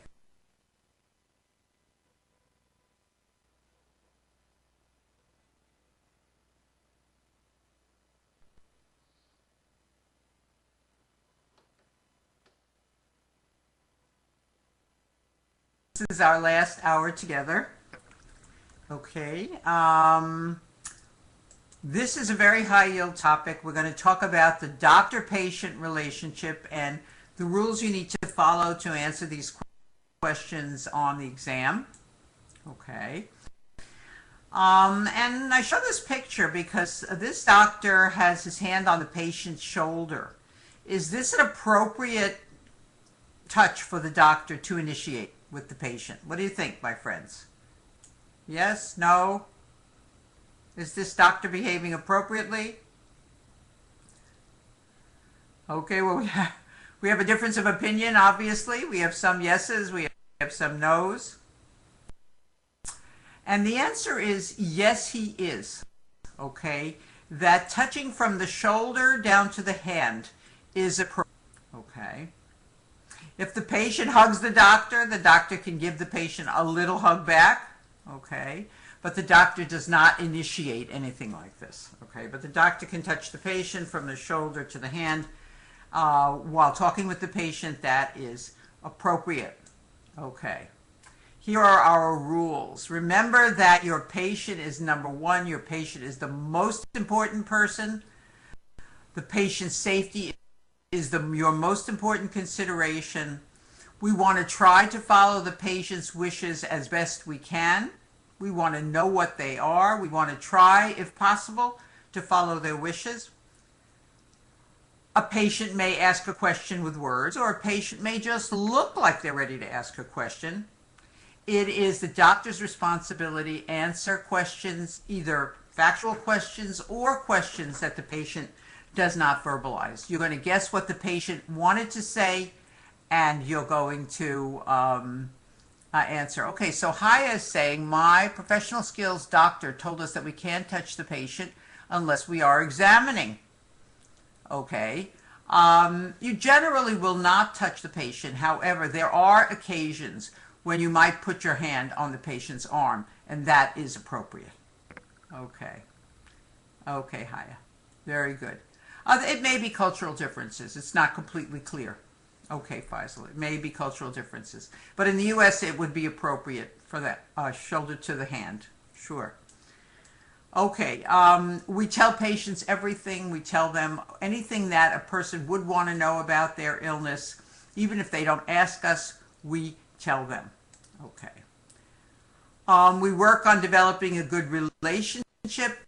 Patients who like their doctors comply with their doctor's recommendation. The most important factor, in fact, in compliance is whether or not the patient likes you. Okay. Patients also rarely sue doctors that they like. If a patient sues, it's usually because there's been a mistake made and they don't like the doctor or they don't know the doctor. Okay, so it's very important for many reasons then to develop a relationship with patients. We tell patients what we're going to do. We arrange comfortable seating.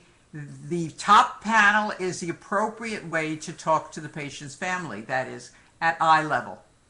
Always stay at eye level if at all possible. You don't stand and talk to the patient's family who are sitting, okay? The doctor and the patient are equals in the United States. We are working with the patient for their health needs. We do not assume a parental kind of role, which would be if we were standing up. We avoid desks and tables. We don't sit behind a desk and talk to the patient on the other side of the desk because you want to be as close as possible to the patient with respect to nothing between you. No tables, no desks. Okay. Try to listen as much as you can. You should be talking very little in a doctor-patient interview. The patient should be talking. If you find yourself talking too much and talking too much about the details of the illness, you're probably anxious in talking with the patient, and you're using one of the defense mechanisms. What are you doing if you're telling all the patient all the details about the illness? Okay, what are you doing? What defense mechanism are you using? Okay, my friend, yeah. Yeah, you're using intellectualization to protect yourself from the emotions associated with the case. Okay. We try to get patients to make the decision about what to do first. In other words, there are many patients, at least in the States, who have to do a lot of things. They have to lose weight, they have to stop smoking, all in the same person. They have to start exercising, and that is difficult. When you tell a patient they have to do all of these things, they typically say, I can't do that, so I'm not going to do anything. So we tell the patient what they need to do, and then we ask them, which one would you like to start with? Okay, and a patient who can decide which one they want to start with is more likely to do it. It's kind of like asking a teenager, which of the garbage cans would you like to take out first? Okay, they really want to take out any of them. But if you give them a choice, you're more likely to get at least some activity from the teenager. Okay.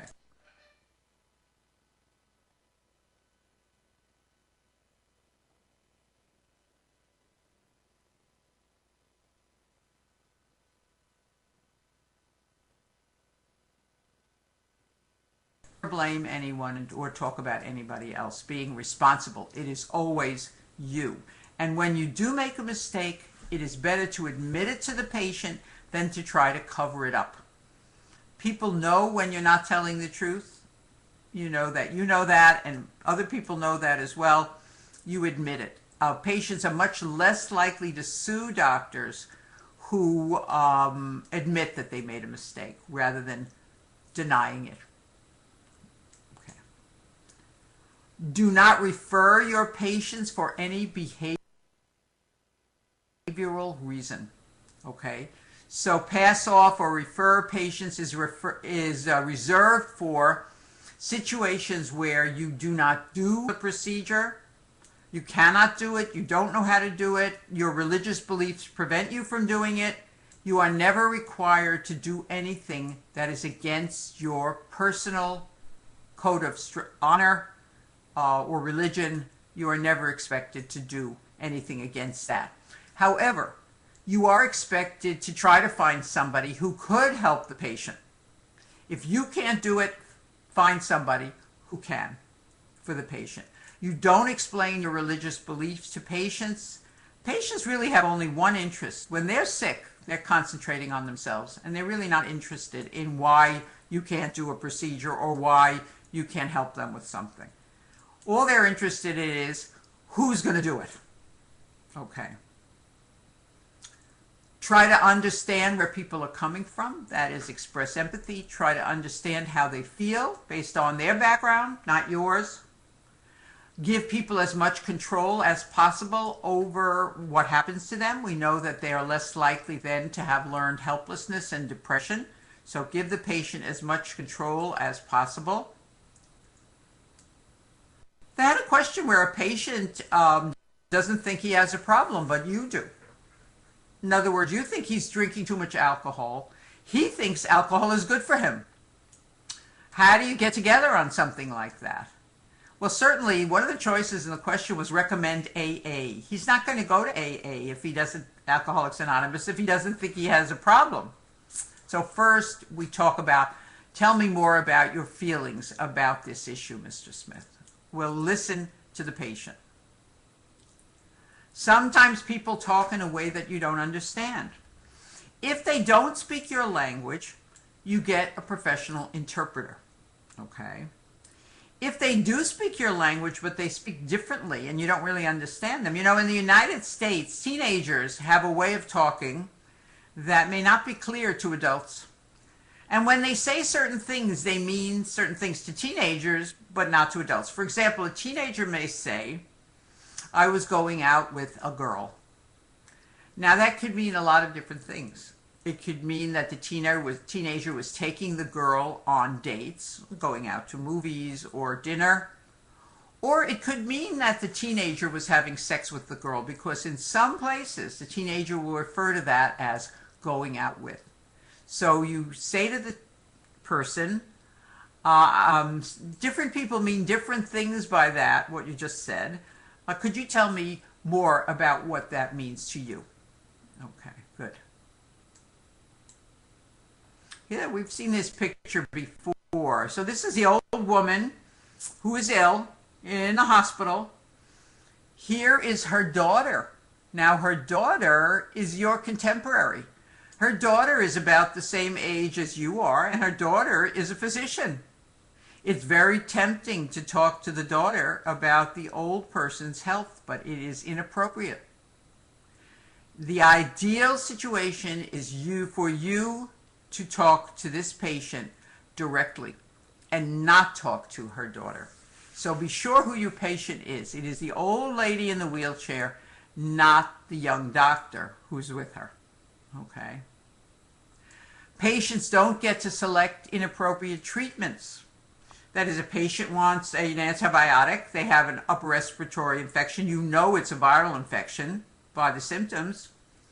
I want to have a prescription. I came to the doctor for a prescription. This happens very often.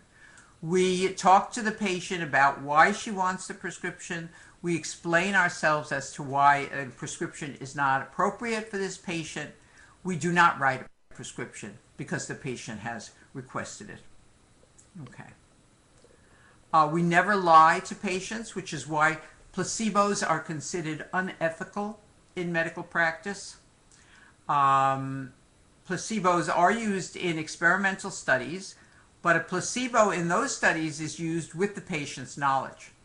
So prior to an experimental study, a patient will be told, you may be getting a placebo, or you may be getting the active treatment. We can't tell you which one you're going to get. Do you agree to that? Okay, patients have to agree. But we cannot use placebos because we think or we know that the patient will be improved. It destroys the doctor-patient relationship. Try to accept the health beliefs of patients, involve patients' other caregivers in their care, and that would include healers from the community, from the religious group, from the cultural group. You work with those people to help your patient. Okay. If you can participate in the patient's religious beliefs and they want you to, you do so.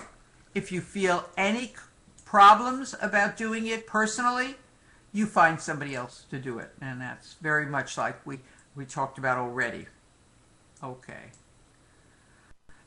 Communicate with patients. That's the most important thing. Sometimes patients take time to adjust to a negative diagnosis. They often use denial. That's not true. It's a mistake. And we say to the patient, let's talk tomorrow, Mr. Smith. Usually denial only lasts for 24 hours.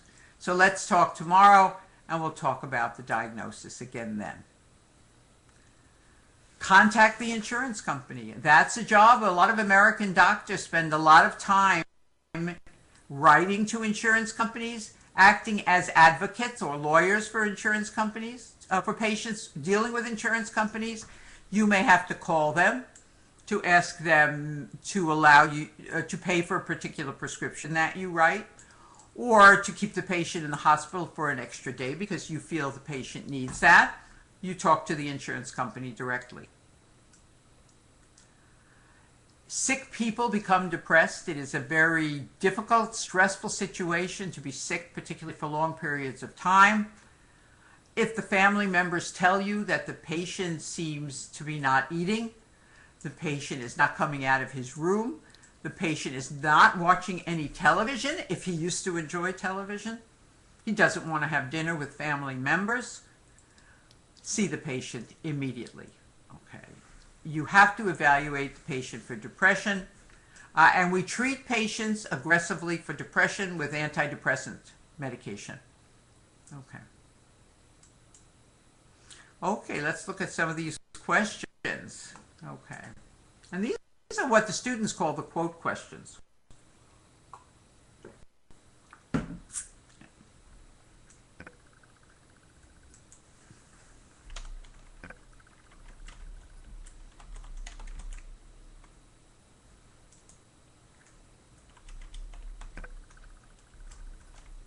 Okay, I see that our video is frozen again, my friends, so I'm going to go out and into the room again. Okay, little computer glitch.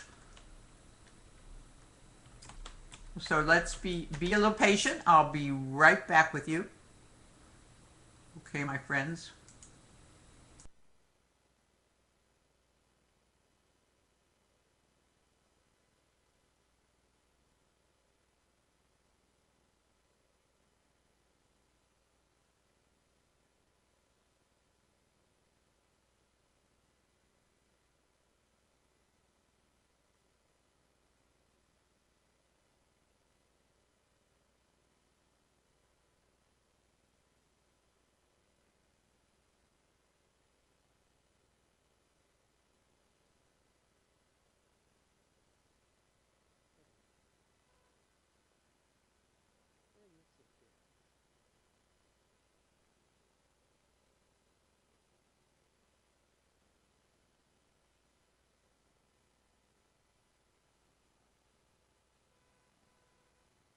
In space there for a while.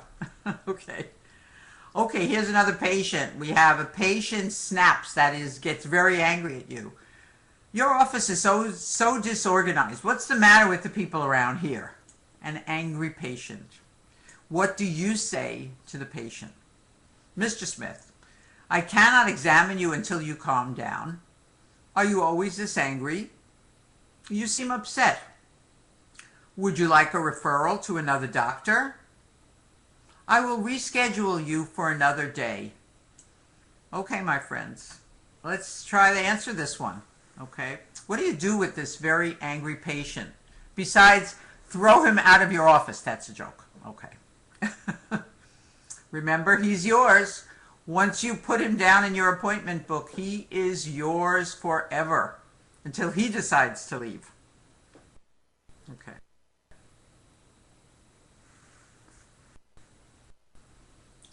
Okay, my friends. All right, I think that's about a half a minute. And most of you got it right. You acknowledge his anger. You seem upset. Okay.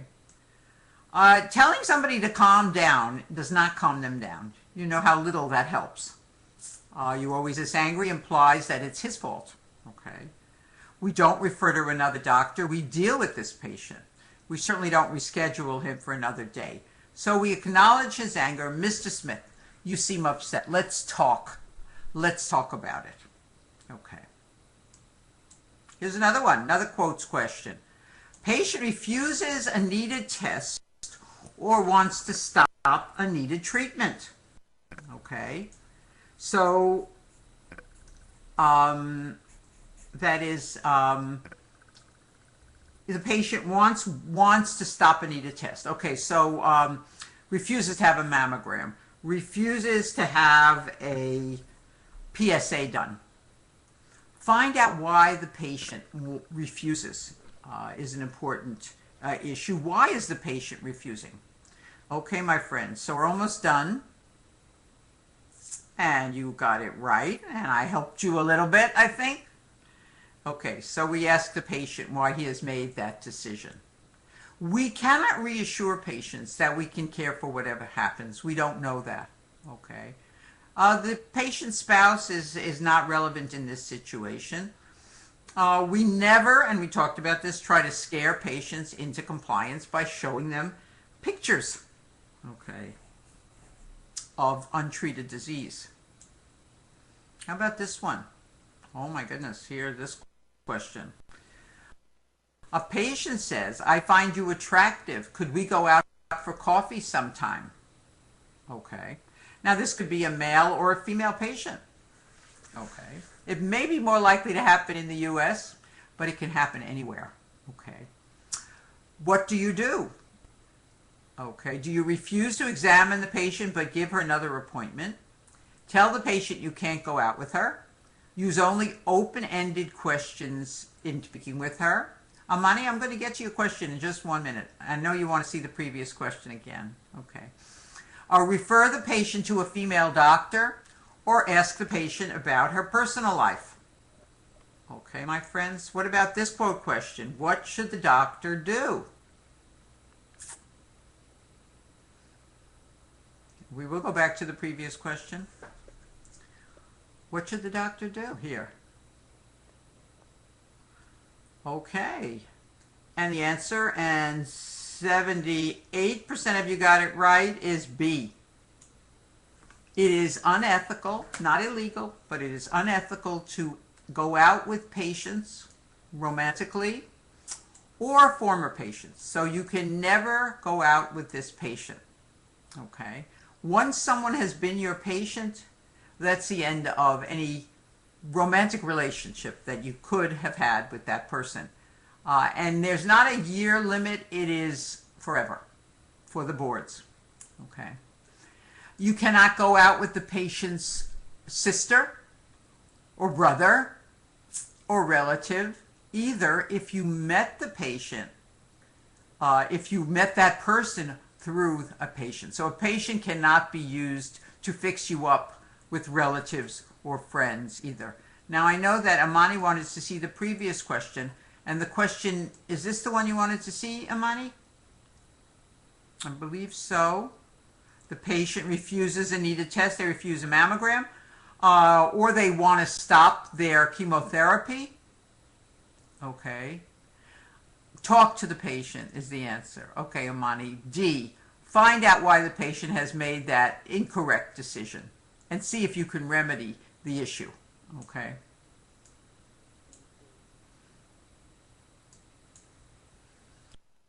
Okay, let's look at this one. Your patient is a retired jeweler and you've been following him regularly for management of diabetes and hypertension. Okay. Most recently, you cared for him as an inpatient when he suffered a minor MI. He presents today for a past hospitalization follow-up. While speaking with him, he mentions that he's very grateful for the work you have done for him over the years. He presents you with a valuable antique watch as a gift. What is the most appropriate statement for you to make? And again, this could be different by culture to some extent, but let's see what you're supposed to answer in the U.S. culture. Okay.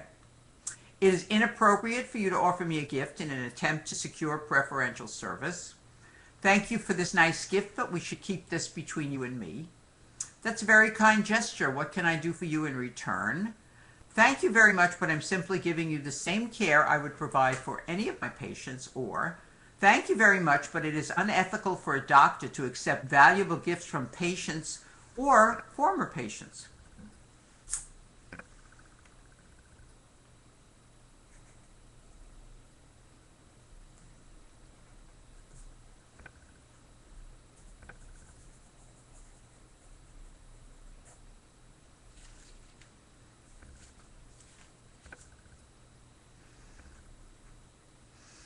Okay, so what do you guys think? Okay, what's your choice? What is your choice here?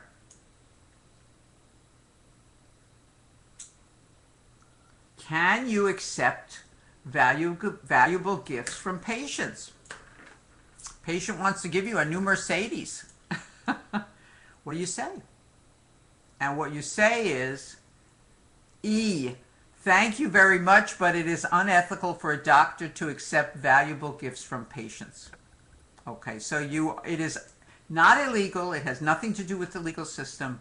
It is unethical for a doctor to accept things that are valuable. Now, how do we know what's valuable? We know that if something can be resold, it is a valuable gift. And you could certainly sell this antique watch. You could also sell that Mercedes. So it is unethical to accept valuable gifts like those.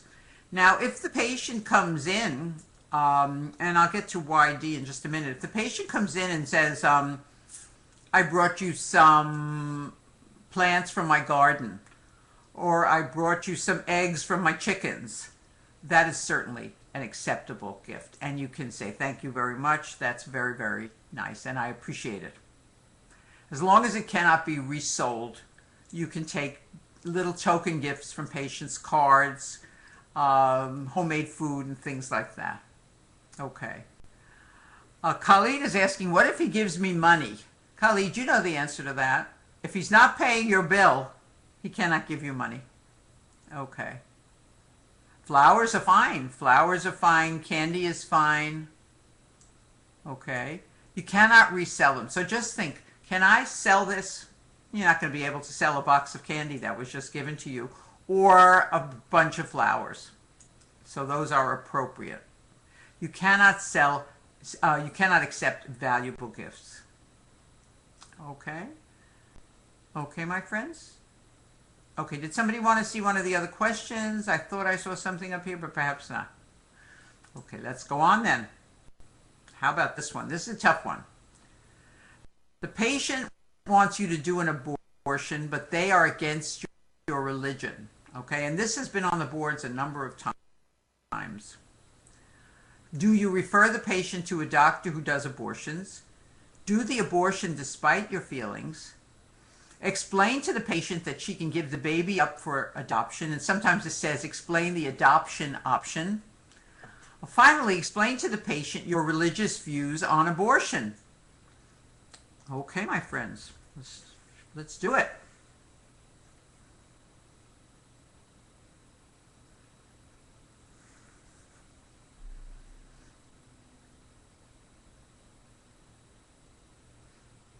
Okay, we've got some people jumping back and forth, but most of you are doing fine with this. And the answer is A. This is the only question that I've ever heard of that has refer the patient as the correct answer, because you do not do this procedure. Okay? You don't explain to the patient your religious views. You don't tell people things they already know. That is, they can give the baby up for adoption. That's a common knowledge. It's not something you tell people. When you tell people something that they already know, we call that patronizing. That is, you're acting like you know something and they don't know it, and everybody knows it. That is, you can give the baby up for adoption. And you're never required to do something that is against your belief system. Okay, I remember now the question that the other student asked. It was this one. And Mohammed, you asked this question. You said, why not D rather than E? Okay. Why not D rather than E? Well, D suggests that the patient is asking for a special favor, because you say, I'm simply giving you the same care I would provide for anyone else. Like, I'm not doing you any special favors. And that has a negative connotation. So you just say, thank you very much, but I am unable to accept gifts from patients. And that makes the patient understands that you are not negatively looking upon them. Okay. Okay, sometimes there are questions. Tell me why you don't want to know the diagnosis. Patient says, don't tell me, don't tell me. What you say to the patient is, tell me when you want to know the diagnosis, because I cannot treat you until you know and have given informed consent for treatment. Okay? Patient says, I'm going to forego chemotherapy and I'm going to go to Mexico and just get some Laetrile, which is a medication. I can't even call it a medication that doesn't work. Okay, but people believe that it may work, so it's sort of an alternative kind of treatment. Ask the patient why they decided on that. Not everybody who's ill is depressed, but most of them are regressed. Most sick people are acting like children. We talked about that earlier. A patient says, I know I should stop drinking, but I can't do it. Please tell me why you cannot stop drinking. So we always want to get more information, if we can, from the patient. A husband says to you, before you do a biopsy, the husband says, whatever you find, tell her it's nothing. Tell her it's benign. Okay, so he's trying to protect his wife. We always must tell the patient. We explain that to the husband. His wife must know the diagnosis, because only she can choose the best treatment. Only she can give consent for the treatment. And in order to give consent, she herself must know. But you certainly acknowledge the fact that he's trying to protect her. However, we must tell the patient, not the relatives. Okay. We may ask the patient if they want their relatives in the room while we talk to them, but we always ask the patient when they are alone, not when the relatives are there. Okay.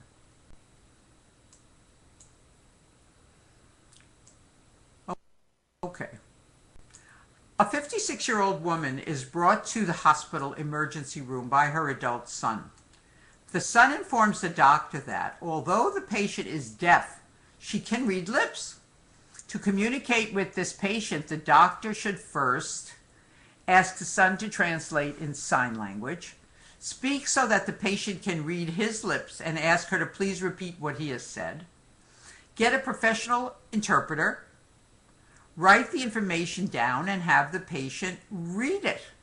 What is the answer to this one?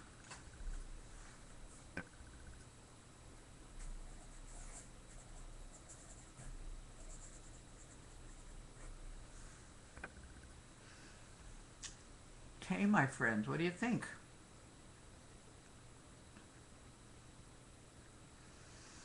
Okay. Well, you're a little confused on this one. It's okay. It's a hard question. The answer is B. You have been told that the patient communicates with lip reading, and so you do a little test on the patient. You tell the patient something and say, can you read my lips? And then that is how you communicate with the patient. Uh, and some of you picked sign language. Remember that sign language is a language like English. You have to learn it. You have to be taught this in school.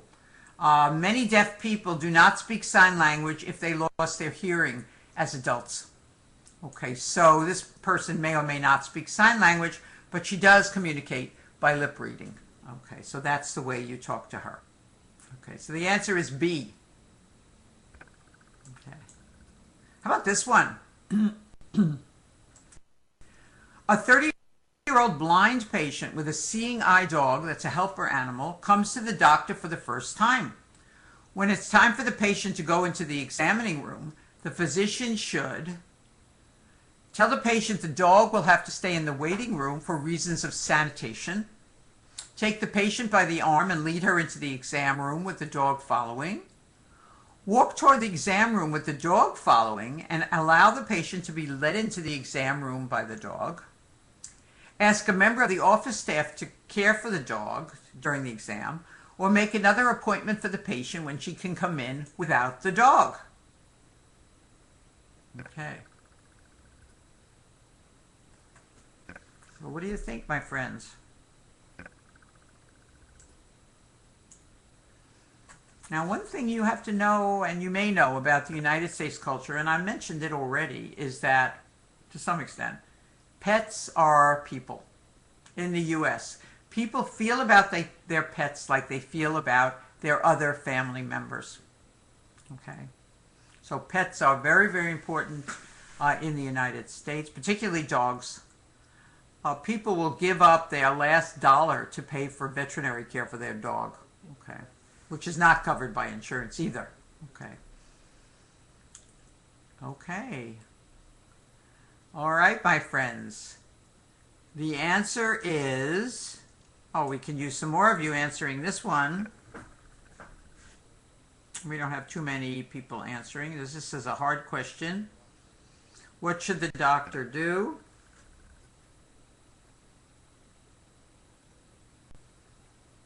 Okay, well, the majority of you did get it right. We had 40% for C, and that is correct. You allow the patient's dog to do its usual job. Just like you spoke to the patient in by lip reading, you let the patient's dog take her into the examining room. You tell the patient to tell the dog to follow you. The patient will give the dog that instruction. You walk toward the examining room, the dog follows you in, and the patient is with the dog. We don't take blind people by the arm. We let them put their hand on our shoulder when we help them cross the street or something like that, but we don't pull patients along. Okay, we give them the option of putting their hand on our shoulder or not. Okay, so here we have the dog, so we don't have to lead the patient ourselves across the street, but we do have to lead the dog into the examining room. So C is the correct answer. How are we doing, my friends? Sanitation. Okay. Helper animals, like dogs, can go into places where other animals cannot go. Okay. And the dog can come into the examining room. Okay. A lot of people say that dogs have fewer bacteria and dangerous bacteria on them and in their mouths than people do. Okay.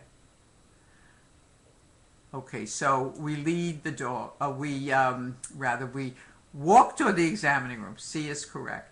And sanitation will not be an issue. Helper dogs can go on airplanes. They can go in many places that animals are not allowed.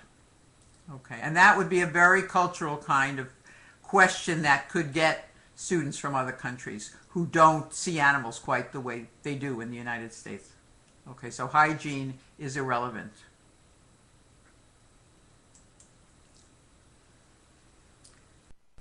Okay, my friends, this is our next topic, and it's a big one, and that is psychopathology. We'll be talking about psychopathology as listed in the DSM-5. I told you that the boards will be turning to DSM-5 rather than DSM-4. The boards has never concentrated on the particular diagnostic criteria of the boards. But the language of the boards is the language of the DSM-5 with respect to psychopathology. Okay.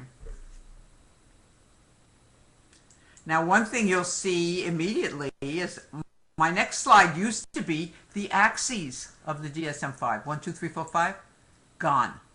The DSM-5 has no axes. There's no more axis 1, axis 2. It is gone permanently from the DSM. So now the disorders are just listed in the DSM. They are all in the same volume. There is no separation of the disorders. Okay. So we don't have to know about the axes anymore. That's a good thing. Okay, so then the first group of disorders are what are now called the neurodevelopmental disorders. Okay, the neurodevelopmental disorders. Okay. And let's take a look at them. Intellectual disability was formerly mental retardation. Okay.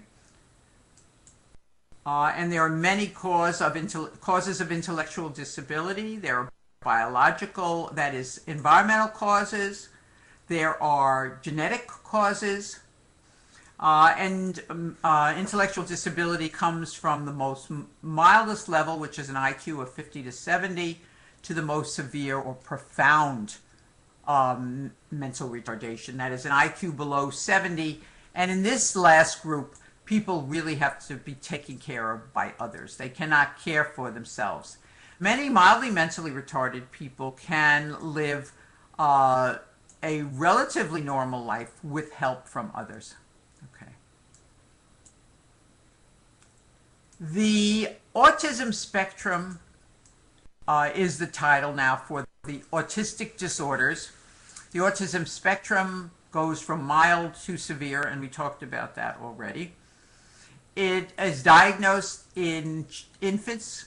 It has to be present before the age of 30 months, although it may not be identified in some children. The child makes poor eye contact, very poor social interaction. All right. Very impaired communication. The child may say the right number of words, but their communication is poor. Their body language does not tell you what's going on with them. They cannot read your body language. So there's lots of impairments, particularly in nonverbal communication. They don't play make-believe. Children with autism don't play imaginative games. They don't make believe that a little toy truck is a real truck, okay? They will play with it in an odd way, not turning it into a real thing. And they don't do this. This child is pointing, which is calling his grandmother's attention to something that he's interested in. Pointing is a social behavior, and you don't see it in children with autism. Okay. They don't show normal separation anxiety. They seem pretty oblivious to the world. It's much more common, autism is, in boys, and most of them have intellectual disabilities as well. Some have special abilities, very few, but some do. You will find a child with autism, for example, who plays the piano like Ludwig van Beethoven, or does art like Pablo Picasso, if you like that kind of art, okay? Some of them have very special skills. They can memorize things, they can do unusual things, and that's so strange because otherwise the person is so low functioning. So mild, moderate, or severe. Mild is what we used to call Asperger's disorder. Autism is not linked to any of the vaccines, although many parents believe it is and have sued drug companies in the U.S. It is associated with neurological injury caused by many, many factors, brain infection, for example. And the only management we currently have for autistic disorder is to teach the child to behave in a more social way and in a better way. Behavioral techniques. Okay, my friends. Go back to this. Okay, Now, some children with autism have never shown social behavior. Other children develop normally for the first 8 or 9 months of life and then begin to lose their social skills and end up with autism. Okay.